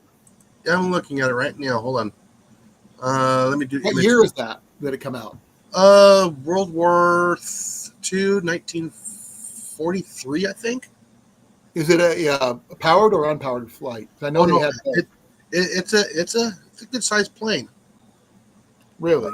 I'm trying to find a halfway decent airplane. It was actually designed for ground assault. Okay. I know they had gliders for that particular purpose too. And yes, folks, they did have gliders in World War II, Big ones. big honking ones Big that ones. actually had transports in them. Yeah, they could actually put a Jeep in them or a vehicle. Yeah, I think they did. They did have small personal carriers in them too, in some of them. But the thing is, they didn't fly great, but they did land. We were able to land, but it's a one and done type of situation. And a lot of times they crash on landing. Yeah, because they didn't have a choice because there was no wheels or anything on them. I'm They had actually trying to skids. find a halfway decent photo. Even a schematic would be enough. If that's what you have. No, I'm just going through there. There's not. They're showing the whole plane, but you can't see the whole plane because of the background or at a certain angle. You can't really quite see it. It's a British one. Yes, a British plane. Extremely fast. They had two Merlin engines in them, 1,600 horsepower Merlin engines. Same as the Mustangs and the Lightnings. Extremely fast. It kind of looks like a B-2 bomber almost. Yeah, no, it's a ground attack airplane. Give me a second here.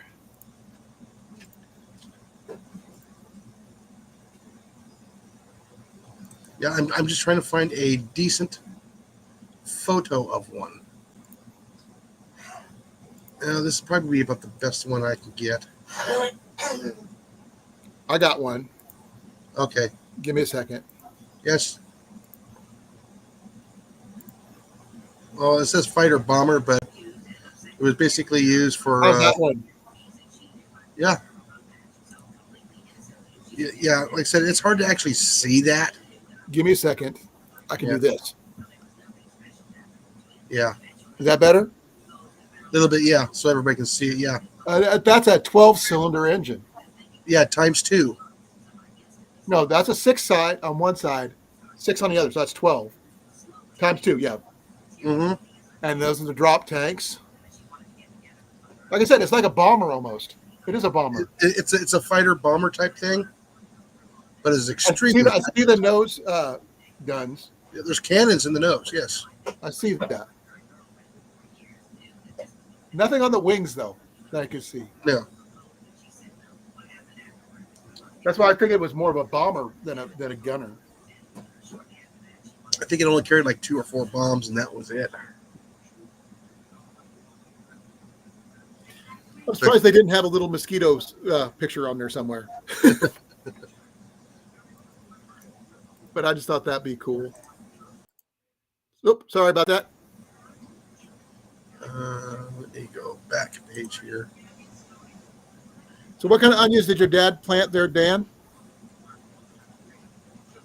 Oh, now you're on that side. What happened? You switched. It does that.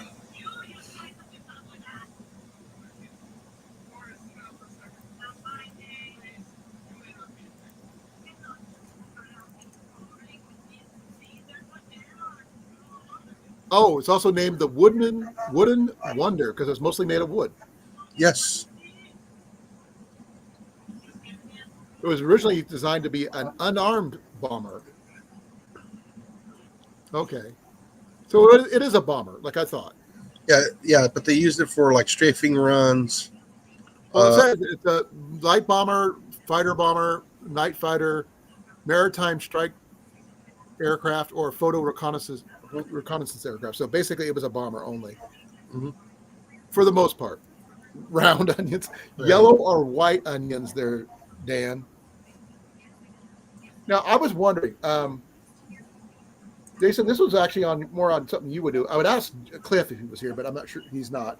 Can you replant wild onions in your garden? Wild onions? Did I hear you correctly? Wild onions? Wild onions. And once you go foraging, you dig up instead of just harvesting like you would normally would. I'd probably pick them up when they're probably dormant. They'll survive the transplant a lot easier. Well, I mean, you're not going to. I mean, I'm not talking about ripping and cleaning off the roots in general. Dirt and all. Transplant the whole thing. Oh, yeah. If you got the whole dirt and everything, yeah, you shouldn't have any issues. Okay, because I mean, finding wild onions is easy. You just use your nose. Yeah. Okay, white onions is not too bad. Oh, by the way, my bananas are already starting to sprout leaves already after I transplanted them into the ground. Oh, I spotted some stuff at Seedwise at Ace Hardware. They had 2 different kinds of asparagus. Yeah. I'm not familiar with it. There were different kinds. I thought there was only one kind. I don't know asparagus. I know wild asparagus, and I knew the asparagus that my former landlord had because I had to clean it up for them. Well, I know there's the asparagus fern, then you have the asparagus that you can eat. No, this is both regular asparagus. The one like was a red and a familiar with it. I just know of asparagus as asparagus. Give me a second here. I gotta check out something real quick. Ace Hardware seeds.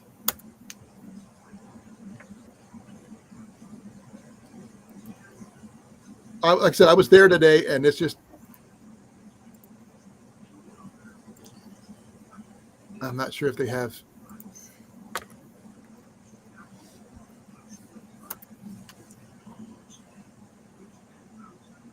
I don't.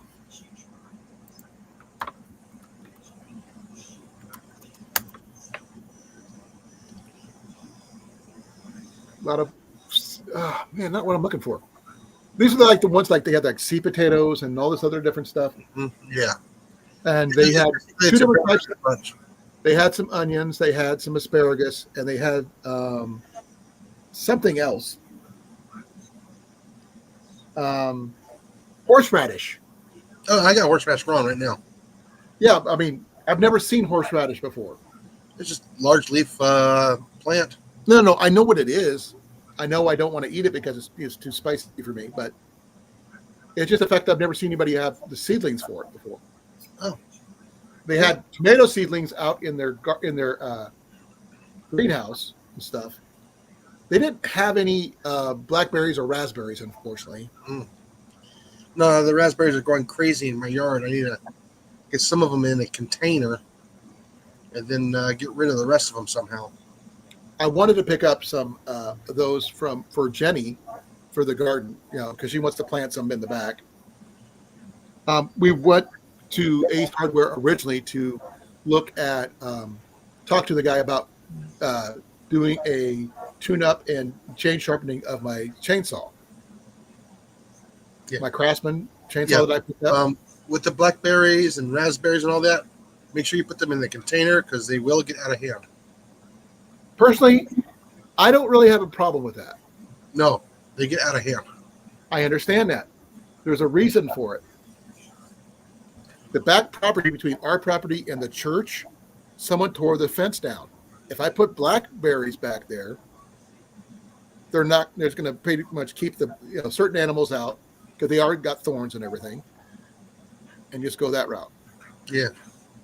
Now, if you want to keep people out of an area, you plant Japanese barberry. Iowa roses. No, Japanese barberry. I understand that, but Iowa roses do the same thing. Yeah, because those needles on that will go through 2 layers of denim. Well, the only thing that would do more than that would be a honey locust tree. No, I mean, no, the needles are that long. Well, and they're honey sharp. locusts are like this big, and they get about that big around, and they can go through boots like they weren't even there. Yeah, Trust no, me, I had one go through my boot and right between my toes. Oh yeah, the Japanese barberry. It looks like a sewing needle. This one is more like a darning needle because they get really sharp and pointy. People they used to use them around here for sewing needles, for mainly leather and stuff like that. But still, Yeah, you can do the same thing with agave. We don't have any here. Remember, wrong state. None in the Southwest in Mexico. No, here's the thing: we do got Mediterranean. We do have cactus here in Iowa. Oh yeah, People don't realize that there's cactus here. Oh yeah, they're the ones that look like this. Yeah, it's like little teddy bear cacti, the pan cacti. Yeah, and the thing is, you can eat those, but most people don't realize that they grow in sand dunes, which are near rivers and stuff. So yeah, Iowa does actually have a lot of sand dunes, surprisingly enough. Yeah, the ones they usually eat in the Southwest are going to be the big, large ones that have the small little needles, but they got the little glockets on there where the needles come out. And they basically just take a knife, scratch that off, and then they cut it off. Then they roast it over a fire. Yeah. Peel the skin off, and then they dice it up and add it to a salsa. Well, we didn't use it for salsa, but we kind of used it as a filler. You know what I mean? Oh yeah, you can use it. You can put it in a rice dish. You can put it in a chili dish. We didn't do any rice or anything like that, but yeah, but you can put it in a chili dish. It has I'm not sure what I think my dad put it in a stew once. It is a very distinctive flavor, and he did it with fish. Yeah, either you like it or you don't. I happen to like it. It's a little on the tart side. I think that's why he did it with the fish. Yeah, because we didn't have any lemons, so that's probably why he did it. But it was more of a like a garnish sort of thing, because he did the clay baked fish method of cooking fish. if you know how to do that one. Yeah, and it is sticky and runny, just like aloe vera. But aloe vera, I can grow aloe vera here, and it grows really decent. It just doesn't like the cold that much. And we've been trying to grow aloe vera for a while, and it keeps on dying because... Yeah, make sure you get the correct one if you're going to use it for healing properties. Oh, I know. You know, there's only 3 of them that we can use out of all of them, right? Right. But I get the ones that actually say for bones. Yeah. A lot of people don't know that almost all of them are poisonous except for 3 of them.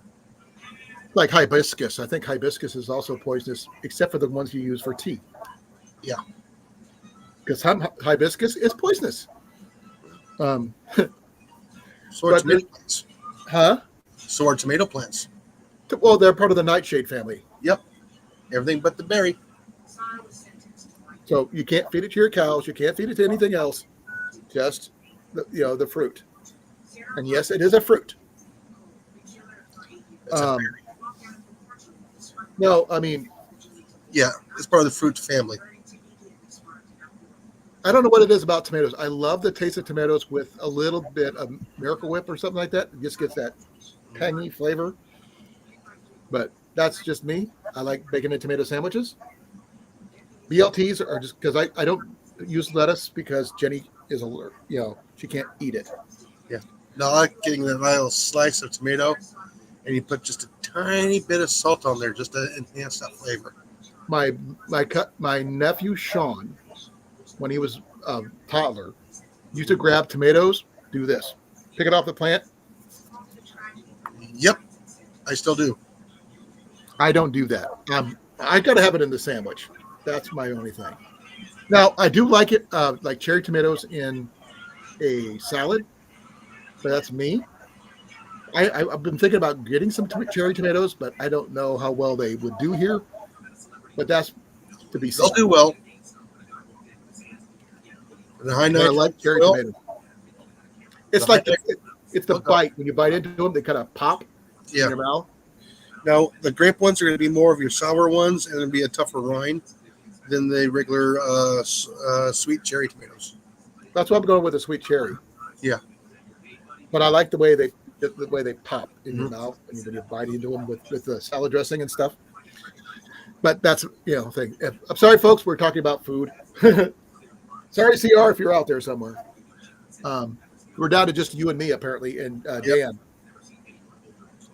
Oh, Maybe well. Rob. If you're still here, put a 1 in the chat. Well, to know you're still here.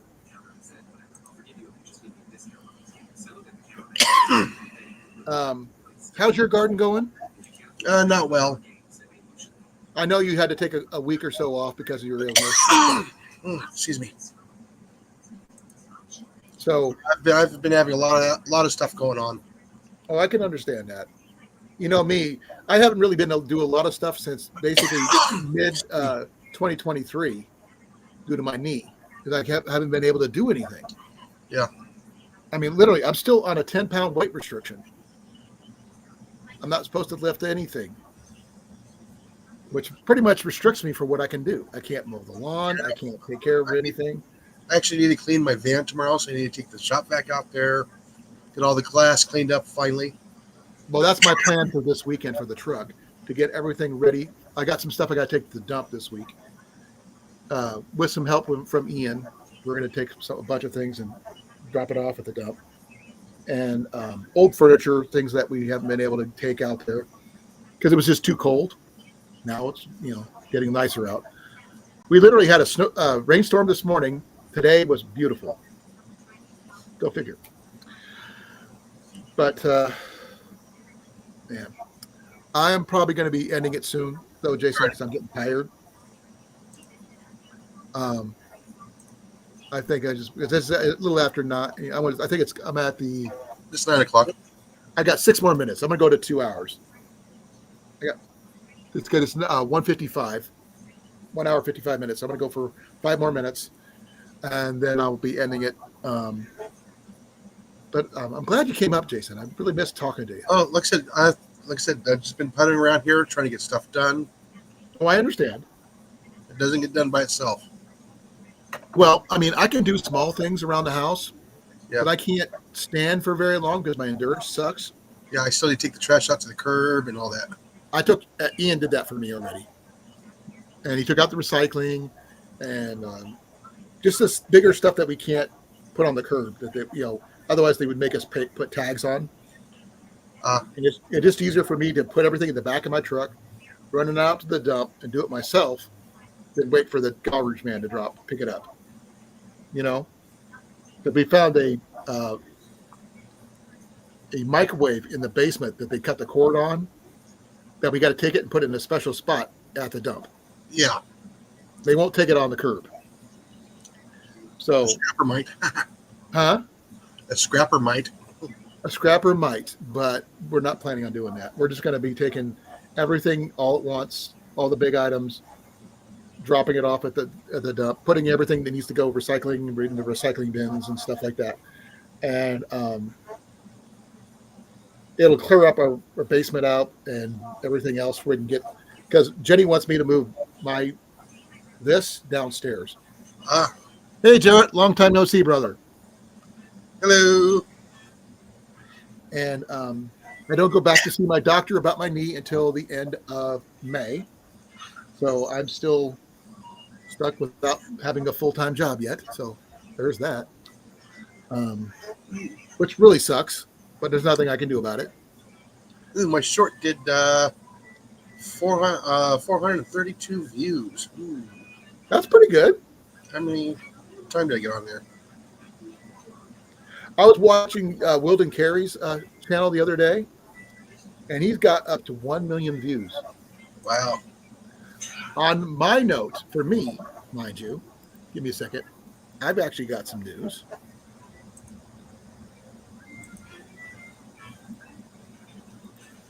Give me a second here. My news is that I'm at 1.05K subscribers. Basically, 1,054. I'm up 23 people in the last 28 days. I've been, talking about all the stuff I talk about normally, and they've been going through all my old videos and stuff, which was really great for views. Yeah. So I think that's pretty cool. I am planning on wearing my GoPro for the flea market to show the booths, but I can't run them. I've got to wait between which booth makes me I'm interested in buying stuff in, so I can start using it for watching me do the haggling part for my items. So what do you guys think about something like that, Jason? Yeah, go for it. So you guys can see me haggle for the items I'm trying to get a hold of. Oh, yeah. Because- You can break it down into a couple of videos. Possibly, because I got to be doing the GoPro stuff. It's going to be separate from my phone stuff, because I can't really use my phone as I'm going, because I'm basically walking with a cane anyway. Yeah. But I do know the first thing I'm going to be picking up is a freaking bag to carry everything in, because I won't be able to. I'm going to have my one hand free, because I got one hand on my cane and one hand on my cane and one hand doing everything else. Good thing I'm left-handed. Yeah, like I said, I am about ready to hit 200,000 views. Wow. I'm not even close to that.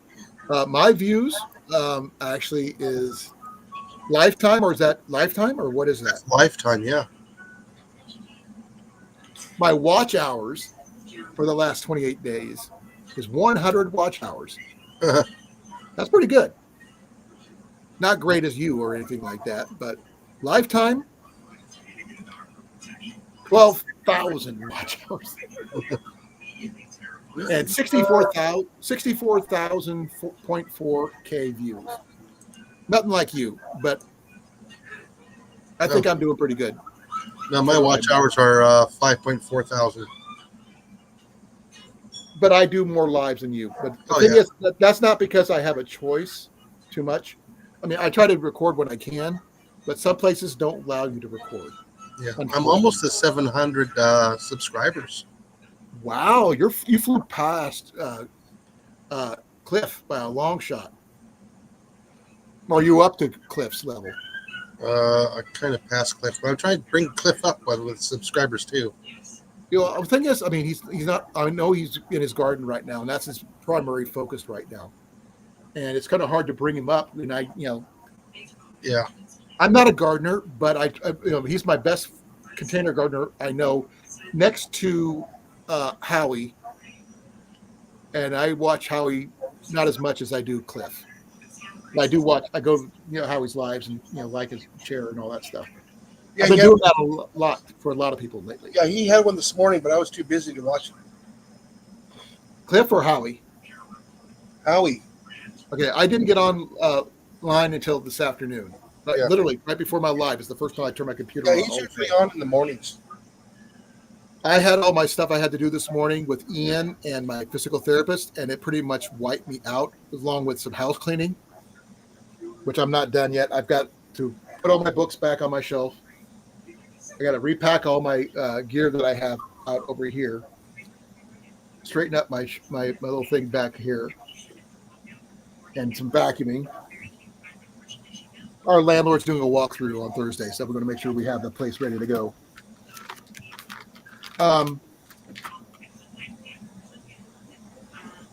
Is there anything in particular you think I should try to find special for this bug out bag, Jason? Something different that'll make it stand out as a bug out bag. Oh, I'm thinking. With it, that remember, it's got to stay within the budget that I have. I'm restricted on budget. Trying to I think. was planning on stopping 2 minutes ago, but I'm still going. Toolkit. Okay, specify. No, like one of those little wrenches and screwdrivers. Those little itty bitty little toolkits. Little cheapy ones from Harbor Freight. Just wrenches or sockets or both? Screwdrivers and wrenches. Okay, I can't guarantee anything like that. That'll stand out because you always need a toolkit. Well, there is one that you and I would actually have to have that most people don't consider. What do you and I both have? The little water and gas keys and glasses. And what do glasses need? Tools. Little screwdrivers. Mini screwdrivers and an eyeglass repair kit. Yeah. And the thing is, those people who do have glasses do not think about those. Oh, we have them here. I have persistent No, screwdrivers. yeah, but people with bug out bags who have glasses, Yeah. a spare set. Good to know. I got some. But if your screw falls out, and it has happened to me before, There you go, a screwdriver set, a little wrench set. I think even an eyeglass repair kit would be nice if they needed it. Because I can't tell you how many often that my earpiece has come off because I lost the screw. I mean, something that a multi-tool can't do. I'm sorry, a multi-tool cannot do eyeglass repair. Exactly. They can't do certain stuff. Now, you can get the little screwdriver sets, the ones that look like little hammers that's got all the screwdrivers in it. Yeah. Those would work, but you don't really need a hammer. Yeah. Like I said, you should have a hammer in your bag. That's what the back of your axe is for. Yeah. And if you have a decent hatchet, it's got the little notch for pulling nails anyway. But yeah, like I said, little one of those little socket sets, are kind of small, for doing small stuff. Well, I mean, if I can't find a multi-tool, Yeah. it would be on my list. If I can find one I can afford, and it's in the budget, and everything. A number 2 screwdriver, Phillips head screwdriver, a couple slot screwdrivers. The ultimate survival tool, a 10mm socket. Oh yeah. There you go. Oh, I found the 10mm socket. In case of emergency, break glass, a little. Yeah. Put the 10mm socket in there for like 10 cents. I'm sorry, that'd be funny. You can use it for barter later on. No, I mean, being funny aside, the toolkit would be nice. Long as it's not too expensive. I mean, generally I can find cheap things at this flea market, but like one of these little toolkits here. I remember they used to have Harbor Freight used to carry these really cheapy versions way back in the day. With the plastic sleeves, they just had the little screwdrivers and stuff. I mean, it's not the full kit anymore, but you got to show me. I can't see. like one of these little screwdriver bit stuff. Those might be $10 by themselves nowadays. Yeah, and and just get a nut driver that you use sockets with. I mean, I've got one of those ones that's got the screwdriver, that's got all that, but they're not the most durable, unfortunately. Yeah, and you got the little the torque bits.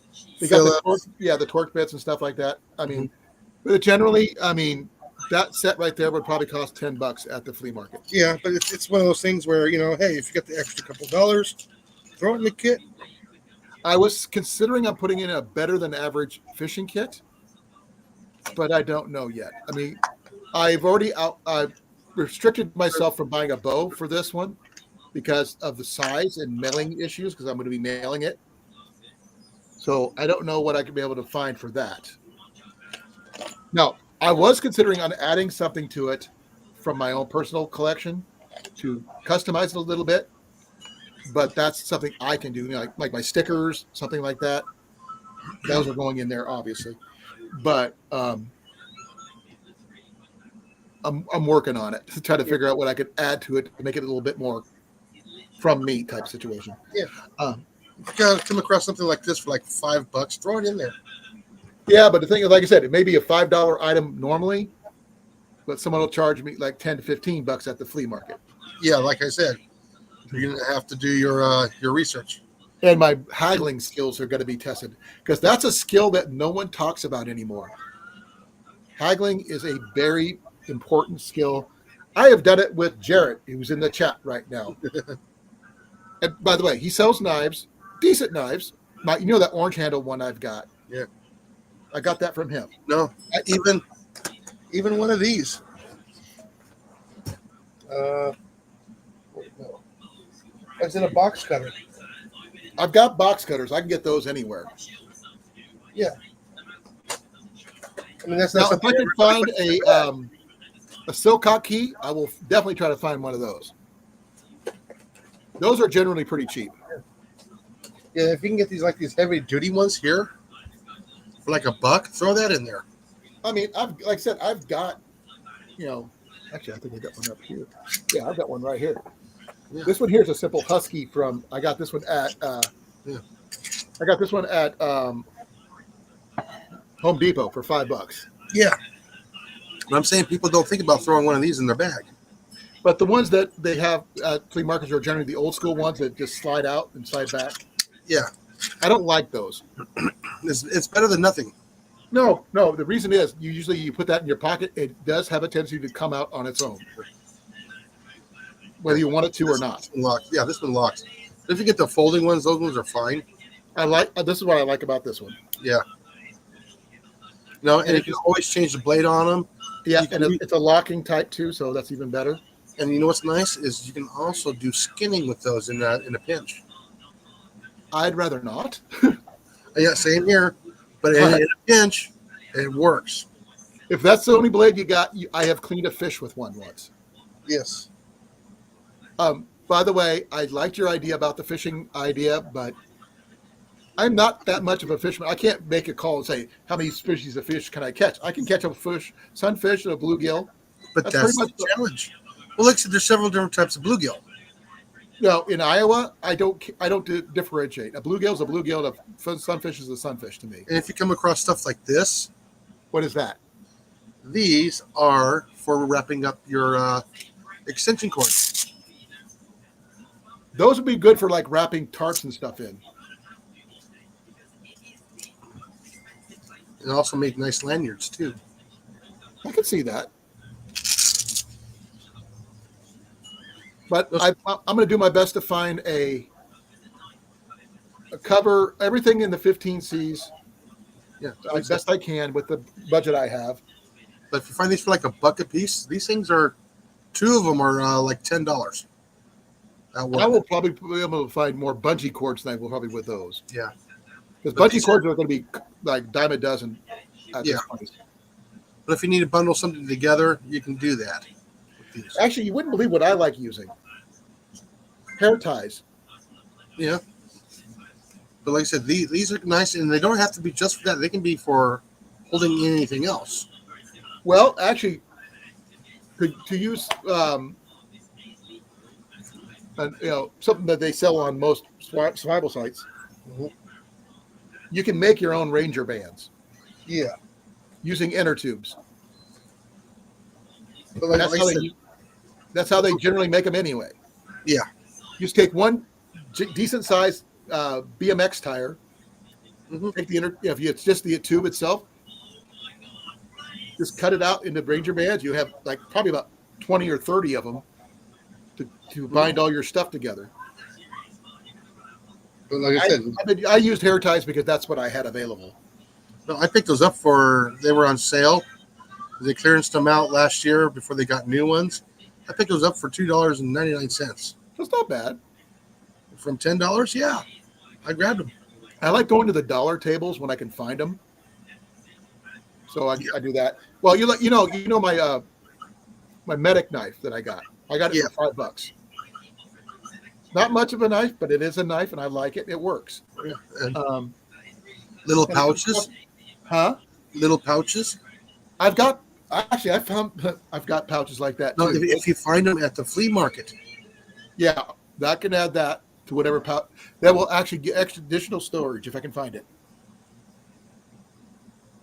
Because literally, I added a pouch to my regular everyday carry bag. That's an Mhm. old medic first aid pouch. Yeah. That you. Oh, when I first wore this at work, they were going friend. So, one of the guys from the military go, "Why in the world are you carrying an ammo pouch?" And I reached, opened up and stuck my hand in there because this is my ammo pouch for a bunch of these. They lost it. They just lost it. No, because you don't give one of those away. Remember? And it's full of these. Only to the people you do give one to. Yeah. No, they thought it was absolutely hilariously funny. That what do you normally keep in it though? My glasses. I can understand that, but I can't go without my glasses like you can. Well, like I said, I only need these for if I need something up close. Well, me, I Yeah. am right now. You're blurry as all get out. Yeah. Now I can get contacts, I but can't with wear- this eye right here going out with a cataract in it, I'm not sure how long I would be able to wear it. I can see far away. I just can't see 2 feet in front of me. Okay. So you're farsighted then. Oh yeah, I'm farsighted. I'm the reverse. I'm nearsighted. Yeah. Which really sucks. Well, that's why I can still, use my scopes and my sights and everything else. Well, the thing is, I could use scopes too. Yeah. But the thing is, I can't see anything else outside it. Because normally when you use a scope, you got to keep both eyes open. I can't do that because I can't see anything out of the other eye. Which makes it really disorienting. Well, the thing is, when you're using a scope, you want to keep both eyes open because if you squint with one eye to try and close it, your other eye wants to close too, and it puts Well, more strain. That's why you just not this ignore the I eye. click my one eye. This one here is fine. But this Yeah. is the one with the cataract in it, though. Yeah. So yeah, basically you just keep both eyes open and you focus on one side only and just let the other one just as a peripheral vision. Right. No, here's the thing. I've got really great peripheral vision, but that's it. Yeah. It doesn't do that's me any good. Yeah. Because I get past my lenses, it's blurry anyway. But I could see out to here. no, but that's basically what you're using the eye that's not on the scope for. Well, like I said, being nearsighted, I can't go without my glasses. I Yeah. have to have them on. Now, if I had one lens missing or something like that, then I could do that and still see. Great, awesome. But that's neither here nor there.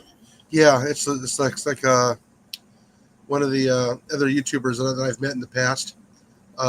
His name is channel's name is Cyclops. His name is Joe, and he does have a patch over one eye because he lost his eye in a unfortunate incident.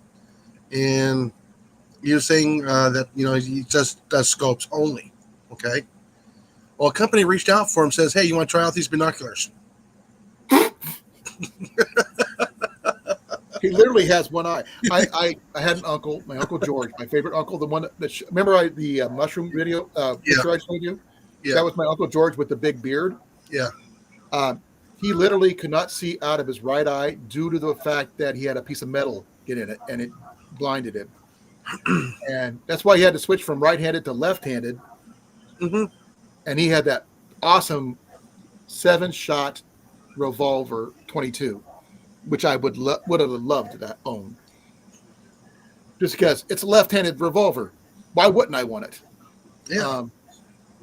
It's a 22, but the thing is, I mean, great for snakes at least. You know what? It's great for small game stuff like that. Yep. Now, would it deter And- coyotes or anything like that? Probably not. It is better than nothing. Oh, definitely that. Now, One of the- 25 APC. I'll take a 22 LR over that. 22 hollow point will do more damage than that, than anything else. Those 25 ACPs are just I don't even understand those, so I don't even go there. I don't like the other ones, the Magnums. I'm not a big fan of those. All right. Uh, See, okay. You know what the 45 ACP is, right? You're in the military. it's like an armor piercer, right? No. Okay. Yeah, I'm trying to figure out what the ACP stands for. Armored something. No, it's auto. Oh shit, I can't remember it now. It's at well, anyways, it's just the size of the round. It's just a 45 caliber bullet, but it's really, really short. And they use it in the 1911, the Tommy gun. Well, now they also have the 380. Oh, it's for the automatic Colt pistol. That's right, automatic Colt pistol. So then you got the 380, okay, which is a 9mm short round, basically the same thing, but smaller. Oh, well, Now you then got the 25 ACP, and it's just you have a 45? what? You have a 45? In black powder. Oh, okay. Because one of the things that this guy was selling that we got the books from was ammo. Yeah, I don't have the 45 yet. I don't want one because it's a little bit too much for what I need. I was thinking more of like a 40, but that's beside the point. You had some CCI 22s. I wanted to. They had a big box of those. I have plenty 22 LR. No. There's no such thing as enough 22 LR. You know that as well as I do. Yeah, I know. You could have 1,000 rounds and say, "Oh, that's not enough." No, that's not enough. It's not. I've got that, and I'm still not enough. I got about 5,000. I don't have that much, but I'm about 3 maybe. And I mean, whenever I pick it up, I just buy it when I can. But we're not going to go into the firearms too much. But yeah. I think if we just talk about the Freedom Seeds, we're okay. As long as we don't get into the actual firearms themselves. Yeah. Always be safe around them. Know exactly. Get trained. Is that a fire truck or a police officer? No, that's Molly's computer. Oh, it sounds like a police officer coming through. Or an ambulance, it may be. No, it's Molly's. She's watching a program. Oh, okay. Now, the guy I was talking to, he who owns the storage unit, he's looking for a shotgun. Mm-hmm. And I told him about mine, but mine kicks like a mule. And I mean, I'd be willing to sell it, but I don't know what much it would to offer him for it because I got it really cheap, and I don't know what the price of that. I told you what it was before. Yeah, I know. I told you where to get rounds and which ones to get. They don't kick. Even for it's too heavy to carry. You know what I mean? Yeah, I know. It's too. I mean, but to hold it up, it's just I get tired just holding the dang thing up. It's just too heavy. Plus the kickback. I don't really like. And anyway, I can't use it for small game. I can't. No, that one was designed for goose and duck. And I don't do that. So I'd have to find something, more. I was thinking more of a 20 gauge, like a Savage or something like that. 5-round, semi-automatic or pump, whatever. Make sure you get the core. Make sure it comes with the core so you can only put 3 rounds in it. I can add one. That's the thing. Yeah, just make sure you get the plug that goes inside the magazine. So you only can carry 3 rounds in it legally when you're out hunting. If that core is not in there, you can get dinged for it. Let me see here. Just letting everybody out there know. So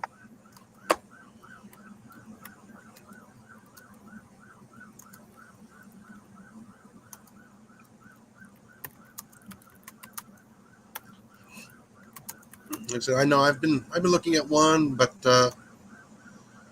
everything's on hold now until probably next year. Still, it's like, if I didn't have to do the roof, I can probably pick up a couple more tools. No more than 3 shells in Iowa. Yeah. Mm-hmm. Make sure it's got the plug in there when you purchase it. But the thing is, if you have one that has a magazine, guess how much the magazine count is? 3. There is no maximum round count for a rifle or shotgun magazine for deer hunting in Iowa. Yeah.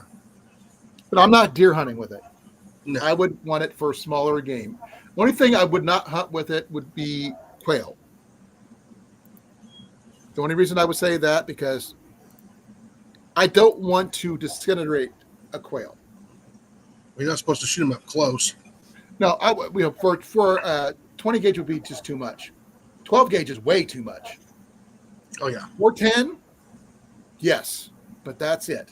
I would say a 410 would be perfect for that. But 410 is better for smaller game than 20, but 20 can go up a little bit higher up to the turkey range if I needed to.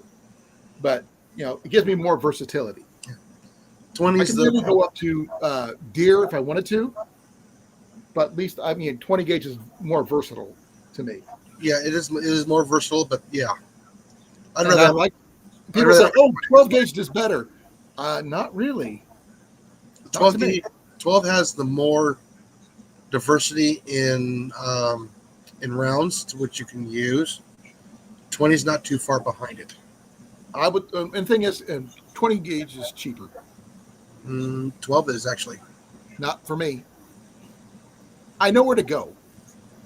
I do my research, but also I know a lot of people who do reloads too. Yeah, like I said, don't forget, people, know your laws and regulations before you go hunting. Well, that's why you take hunter safety in the first place. Yeah, that too as well. Like I said, but you got to know the rules and regs of every state is going to be different. Oh, when we ever do get the chance to nail down a site for the future gathering, I'm hoping it's still called that. I've loved the idea of being called the gathering still. I want to make sure we know all the fishing laws in place. I will not be bringing a firearm into that state, no matter what. I always carry one with me. I don't have a small enough firearm to do that. Yeah. My 22, great, yes, but I don't want. I don't know the rules of crossing both Iowa, Missouri, then Oklahoma. Yeah. And I don't want to get dinged or something on the way because you have a firearm in this vehicle. I've got a 22 in my trunk locked up in my lockbox in the back. Yeah, broken down. Yeah, as long as everything's locked up and ammo is stored in a different container, which is locked up, you're fine. Well, I would put the ammo in the back seat and well, actually, I want to reverse that. Put the ammo in the lockbox and put the thing in the back seat. I don't want outdoor access to my. Yeah, as long as they're stored separately in different containers and locked up, you're fine. Yeah, I've got plenty of ammo boxes. That's not an issue. I've got plenty of 22 ammo. It's just the fact is, since you mentioned that there's alligators, that's my biggest issue. I know a 22 would not do much. Believe it or not, you really don't have to worry about the alligators. The thing is, in Iowa, we don't have to worry about alligators at all. Yeah, no, they're not like going to pop out of the water and grab you like in Crocodile Dundee. They're not going to do that. No, I understand that, but I don't want to have the issue at all. Yeah, as long as you're not splashing in the water, trying to attract them, you're fine. Well, then but they will chase your bait, though. That's the thing. I don't want to lose the bait I have. I'm a shore fisherman anyway. I don't plan on going out into the water at all, even on a boat. And like I said, they'll actually, if you get a fish on, sometimes they'll actually go to the fish. It depends on how hungry they are. Yeah. Jarrett, you haven't said anything other than hello, everyone. If you're still here, please put a 1 in the chat. If you're just listening, folks, let us know. Just because you haven't said anything doesn't mean you're not here. Yeah. There's only one watching. Well, I've got 0 watching. Oh, now we got 1 watching. I'm not sure who's saying that, but I wonder if I'd say hi. No, like I said, I absolutely find the alligators fascinating. Oh, don't get me wrong. I think they're cool, but they're cool at a distance. Yes, I know they're the closest thing to dinosaurs we have, and I'd rather keep it that way. And believe it or not, they are lightning fast. Oh, I know they're lightning fast. But I've also seen the videos where the guys just whack them with a freaking frying pan. You saw that video. Yeah. You saw that. I got to tell Bad you. gator. Get back. Or that one lady who hit the thing, one of the alligators was coming after her little dog. Yeah. She went ballistic. She was an old lady, but she was not taking any guff from that alligator. That gator days were numbered. She would protect her little puppy as like with her life. And it didn't take much to scare that freaking thing off. It was a 12-footer, and she just made it run. They usually don't like to mess with the humans. Yeah, because humans mess back. Yeah. Like I said, it depends on, is it mating season? The territorial about that. Oh yeah, don't go near their nest, obviously. Yeah, But, don't go near the mama's nest. okay, can we plan where it's not nesting season? No. Oh damn! I was hoping. No, they usually find a spot that's out of the way. Well, if you can find one of the lakes that's not alligator friendly,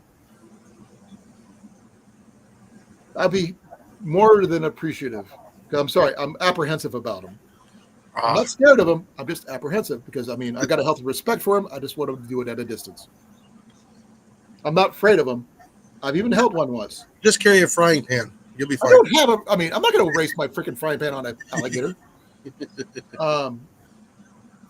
No, I just got to figure this Yeah, stuff out. you got to flip them over on their back, rub their tummy, and they'll fall asleep. You're good. And you can hold their mouth shut with your bare hands. I do know that too. Yeah. As long as your hand's not inside it first, then you're not opening it up. Yeah, you got to be worried about the tail too. Those things will whack you good too. Oh, they can break a leg easy. They could shatter. But the thing is, my fishing skills are minimal. I keep it basic. Worm and hook, I'm happy. You know what I mean? Yeah. I'm one of those guys. I'm glad I'm catching anything. But I can't go out and say, I'm going to catch this and catch that. And if I'm coming down by myself without Ian, then It'll be that's bad. all you're going to see me do, sitting on the bank or on the dock, and that's all I'm going to do. I'm not going to be in a boat. I'm not going to be doing anything crazy. Just sitting there with my temporary fishing license and doing that. Though I will get a trout license because I've seen a lot of the lakes have trout. Yeah, it's cool enough up there. They can have them. Where I'm at, we don't I have. like trout. I do like trout because they're more tasty than most fish. Actually, crappie's pretty darn good. But the thing is about trout, you can cook them with the skin on, and they're delicious. Yes. I do like that. You don't have to skin them or scrape them off the scales off. I'll usually, if I catch fish, I'll usually cook them with the skin on, just to help them hold together. Right. Well, trout you can cook with just butter, and I'm also okay with that. But we didn't catch any trout last time we were here, so we caught a lot of bass though, and some sunfish and other stuff. But that's about it. Ow! Ow! Ow! Ow! Ow! Ow! Knees locking up. Looks like I'm going all the way to 10 o'clock because I'm at 40 now. So, hey, give me another half hour and I think I'll be done. God, I got a big day of cleaning tomorrow. Yeah, that's it. Like I said, we got an inspection coming through. I just got to organize my side of the house, the living room, and some other stuff. Got some friends coming over to help, which is going to be nice. Speaking about that, I need to take my potassium. Eat a banana. No, I just take the tablets. I tried those. It just gives me the burps. I'm fine with them. Now, the only thing is, I would have to wait till I get down there to buy food. Yeah. So there's no. I'm going to be hauling food from Iowa for 8.5 hours. You know. Well, it's also extra weight too. Well, there is that. Will I bring a cooler? Yes. Well, I'm going to have some drinks with me because I'm not going to be able to eat very much probably. if I'm at the same weight I am now or lower, my weight's been dropping like crazy. I'm down to 247 now, so I'm under 250. Woo! Um, I'm down officially 70 pounds. That's good. That's you could see it, can't you? Oh yeah. I'm not so chubby anymore. Um, but I'm still considered obese because of my body size, Ah, okay. even though I'm stocky as all get out. These are, this is muscle, folks. It's all muscle. It just in my midsection is where it's all at. Everything else, no fat, which is really weird. It's always been that way. But just around my middle, and I've got like my love handles have disappeared. Jenny likes it though. She says I look good, so that's a bonus. I usually get rid of the midsection. Now, only thing I would suggest that you bring there, Jason, is plenty of your rub. Oh yeah. And I think I'll be totally out by then. Yeah, I said I'll probably have the original and then spicy. I will go for the original. You already know that. The only thing is, if we can do so, if you have can you create a version for fish, just fish? Yeah, I probably could. We'd love to see that version. If we're going to do fish, we might as well do it proper. And if personally, I think I I think can. fish and potatoes sound so good right now. But something simple, to the point, because it's going to be a multi-fish type of fish anyway. Bass, trout, whatever we can get our grubby little fingers on. Ooh, But I am not the best at cleaning fish. not hard. No, well, thing is, I can clean a catfish. That's the easy one. You just peel it like a banana. Trout, I don't clean other than I gut it, cut its head off, rinse it off, remove the fins if I have to. I'd rather not. Sometimes I even eat the fins because they taste good when they're fried up in butter. I like the crispy things. Don't ask me why. It's like a chip. It is. It is. Something like that. Because my dad used to do that with bass and stuff growing up and catfish. But you could peel a catfish. The only one I have trouble with is bass. You can't really do it that way. Too bad it won't be bullfrog season. You sure it won't be? Bullfrog usually doesn't start till late summer. But is there a season in Oklahoma for that? I don't know. I have to look.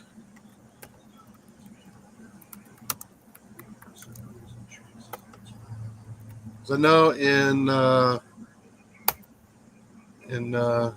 Harbors is year round. okay, I know in Nebraska it's late season. Iowa is late season. But the thing is, the only one we can't do is the Wichita Mountains Wildlife Refuge. You can't touch them. Yeah. That's the only place. You got a daily limit of 15, and no more than 15 in a single day is what it means. So you can kill 15 a day. Only 15 in possession.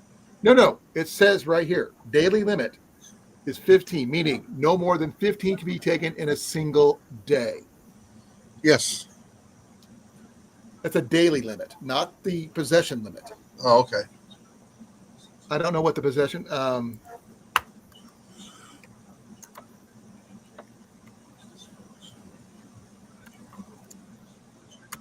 Checking the possession limit.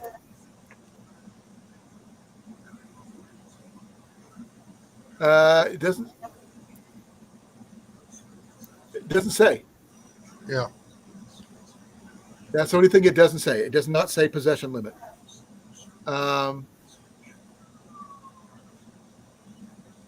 They need to clarify that. I'm looking, because I'm looking at their website for like their version of DNR. I'm checking to see what they have under frogs.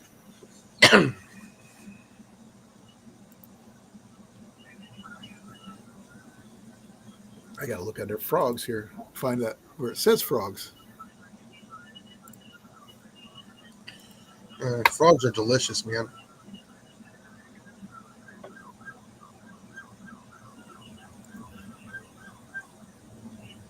Okay, turtle and bullfrog regulations. Okay, it says be taken with hook and line, gig, spear, bow, and arrow, which that would be awesome. Which means I could bring my bow fishing setup. Be nice if it said air gun on land. Or other methods except firearms. I don't know what that follows under that. It does not follow under firearms. They can be taken with a firearm with a hunting license. Yeah, okay. No more than 15 bullfrogs per day. May not be sold or shipped.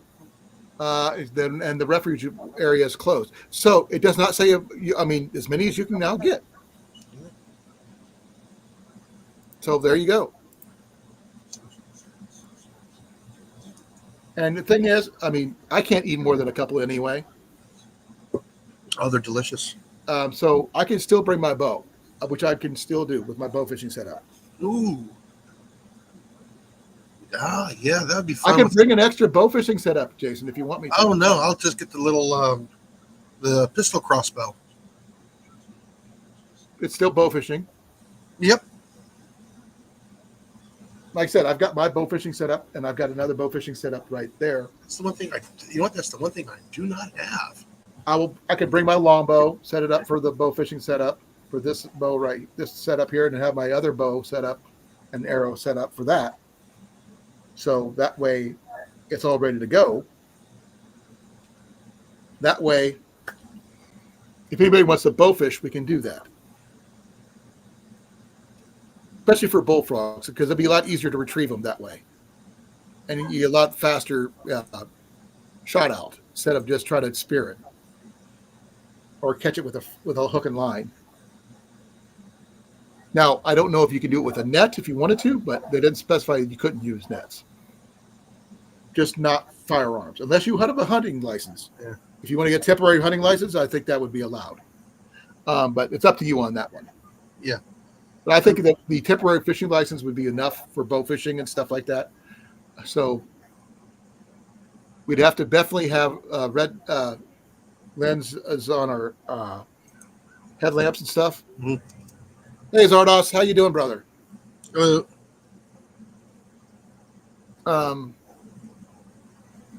You get the meaning of Zardos' name?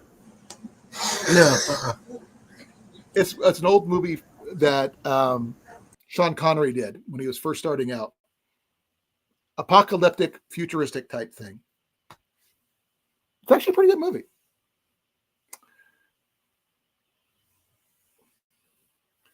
We're talking about the future gathering coming up, possibly next year. 2027. Okay, you keep on changing the date. I can't go out that far. Like I said, I can't plan that far ahead. We're already busy for 2026. I can't plan for that far ahead. Yeah, we're already busy for 2026. Okay, I didn't know that. Yeah. Well, it's up to you if you can make it or not. I mean, we still got to plan for it because I can't go that far out. We're going to do the Mid-America so we can meet Jonesy. That's 2026. We're only doing one. Well, the other ones are usually all close together. I just can't cram all that. Who knows? Things may change.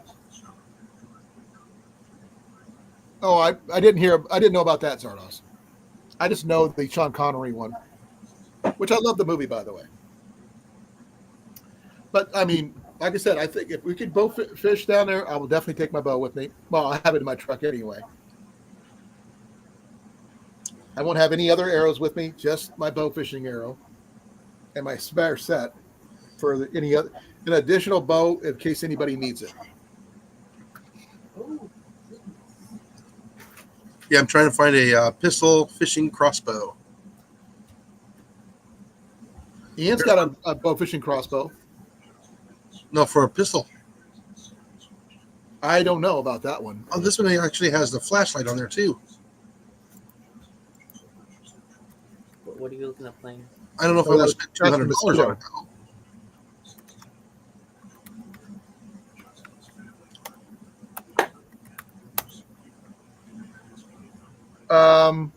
Bardette's got one for $99 at Bass Pro. Walmart's got one for $50. Yeah, but this one comes with the reel and everything. I don't know if this one comes with a reel. This is just like a. It looks like more like a slingshot more than anything else. Yeah. I don't think I would count that one. eBay's got one for 109. I don't. It's a pistol crossbow. It's an 80-pound pistol crossbow. Yeah, I'm seeing all of those, but the ones actually designed for fishing. Well, this one here comes with the reel and everything. Yeah. I'm gonna have to do a deeper search. Well, this is what I found, so it may be the one you found. I don't know. Well, the one I'm looking at is like $200. The one I'm looking at is 109. Yeah. That's not including shipping. Yeah. No, because it doesn't. It's free shipping.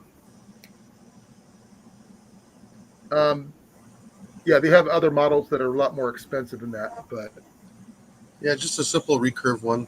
this one's a recurve one, 80 pounds. Yeah, I'm seeing all that. Yeah, the one I just showed you there, that's linked up there.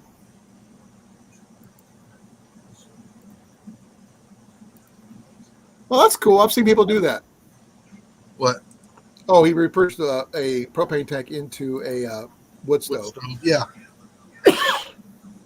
My dad repurposed a couple oil drums into a wood-burning stove. The double one? The one I was looking at is way nicer than that one. Yeah. Well, this one here, you said basic, so that's the cheapest one. Yeah. And it does come with the proper little fish bolts. But like I said, I can bring in a spare setup that can be used left or right-handed for anybody who's interested, and an extra bow.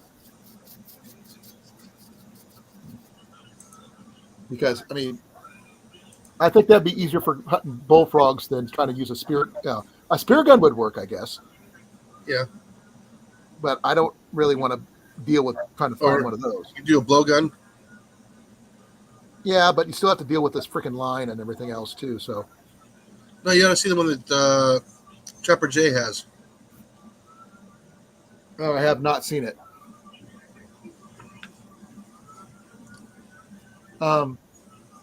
You're cooking the frog legs if we do that. Oh yeah.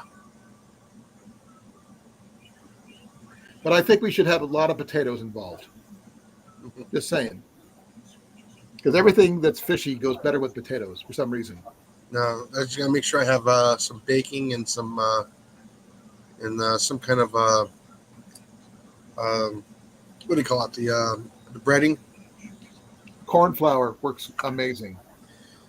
Yeah, and I also gotta get was it the baking powder, Why do you need baking powder? because it makes everything stick to it a lot better. That's what egg whites are for. No, you put the baking powder on there, and the egg whites or the eggs stick to it. Then you can put it in the breading. Oh, okay. Oh, by the way, the guy that we got this stuff off of has a old whiskey barrel for sale. I think he wanted $80 for it. The heavy duty, freaking full size ones that weigh about 100 pounds. Yeah. I can't lift it, so there's no point in me buying one. Though it would look really cool as a table or something like that, but I can't freaking pick it up. But I like the idea about bow fishing. I mean, I got to figure out what non-game species I can bowfish for at, whatever Gar and carp. but from the bank, because I'm not going in a boat. Yeah, gar and carp. You can do that from the shore. Yeah. But would we eat it is the question. I'm not going to hunt bowfish for anything we're not going to eat. Yeah. That's my biggest issue with most people who go big game fishing or, bow fishing or hunting. They're only there for the trophies. Well, like I said, a lot of the guys are just there just to get rid of the carp. The carp, as long as we eat it, I'm okay with that. Nah, I can't. I've never been able to. I mean, eat some recipes, yeah, And I've also had the same recipe made by somebody else, and I was like, oh my god, that's awful. There's just a certain way that somebody can cook them correctly.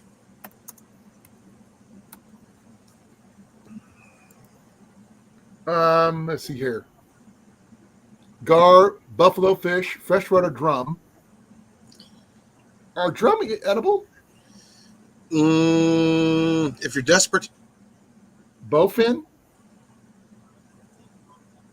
that's a type of carp, isn't it? I don't know. I've never heard. I mean, I've heard of it. I don't know what it is. And American eel. I've never eaten eel. I have. It's actually good. Okay, so if I have the odds of seeing an eel is going to be slim, but Yeah. We got alligator gar, buffalo fish, whatever, big mouth and smallmouth. Never heard of either one.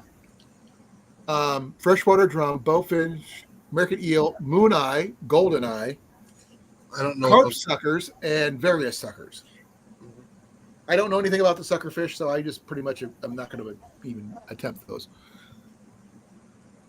But if it's only if it's edible is the only reason I'd go after it.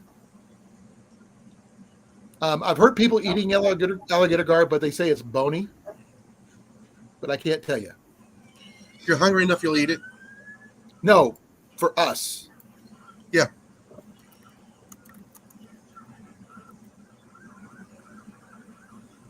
Oh, you're going in and out. Sorry. Wasn't trying to. Yeah, like I said, it's just like a snake. You just get the eel, you rinse it off real good, get all the sliminess off of it, and then you clean it, and then you pull the skin off of it like a catfish. Okay. Batter it and deep fry bowfish it. is also known as a dogfish. I don't know either one of those. That's the one that I've never fished for them, so I don't know. I've never heard. I mean, I've seen. Oh, okay. Because they fish kind of go, they kind of bend, they kind of bow. They're fairly big, though. Give me a second here. I've got a picture.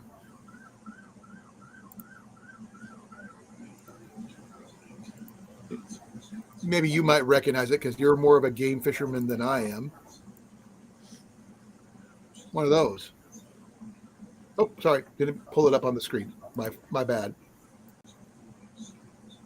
Ah, sorry about that. I wasn't expecting that. There we go. Almost looks like a snakehead. I know people have eaten snakehead. I don't know much about them, though. But it's also known as a dogfish. The bowfin? Yeah. Okay, now I recognize it.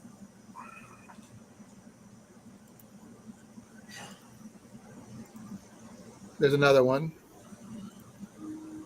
I said Still it pretty good, almost reminds me of a snakehead. but it's not a snakehead. Snakeheads are different fish. But yeah, I mean, I don't know anything about it. It's a ray-finned fish native to North America. Now, I've had shark. Shark is good. Okay, they're also called other names.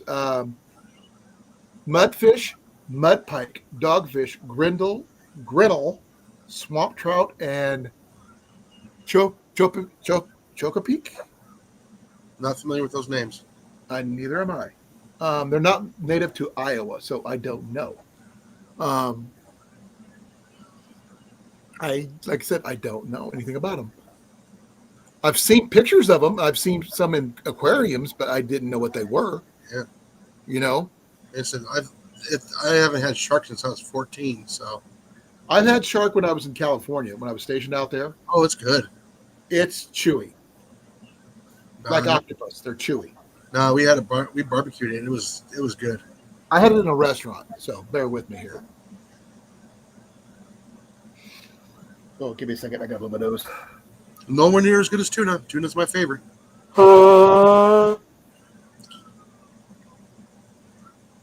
Yeah, let me- All right, honey, you take your medicine. Wife's ready for bed. Okay, I think we're about done anyway. It's 10 o'clock anyways. Well, it's 10 o'clock now. I started a little late, but that's okay. I'm going to say good night to everybody. Thank you for all for coming. Thank you, Zardos. Thank you, Rob and Dan and Blake was here for a little bit. Yeah. Who else was in here? Bunch of other people. Jarrett, thank you. Let's see who else was in here? I don't want to forget anybody. You and Molly, obviously. I thank you guys for coming. I really appreciate it. Daniel has some family who have health issues that are going on pretty serious.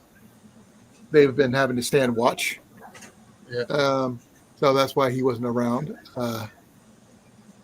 And Ground Frog. You probably don't know him, but he's been popping in lately. Yeah. Be well, be safe. I love you guys all. I'll catch you guys tomorrow on his channel. Mhm. And we'll see you on the next time. Be well, be safe, and out of here in 5, 4. Get out there and slap a rat. 1.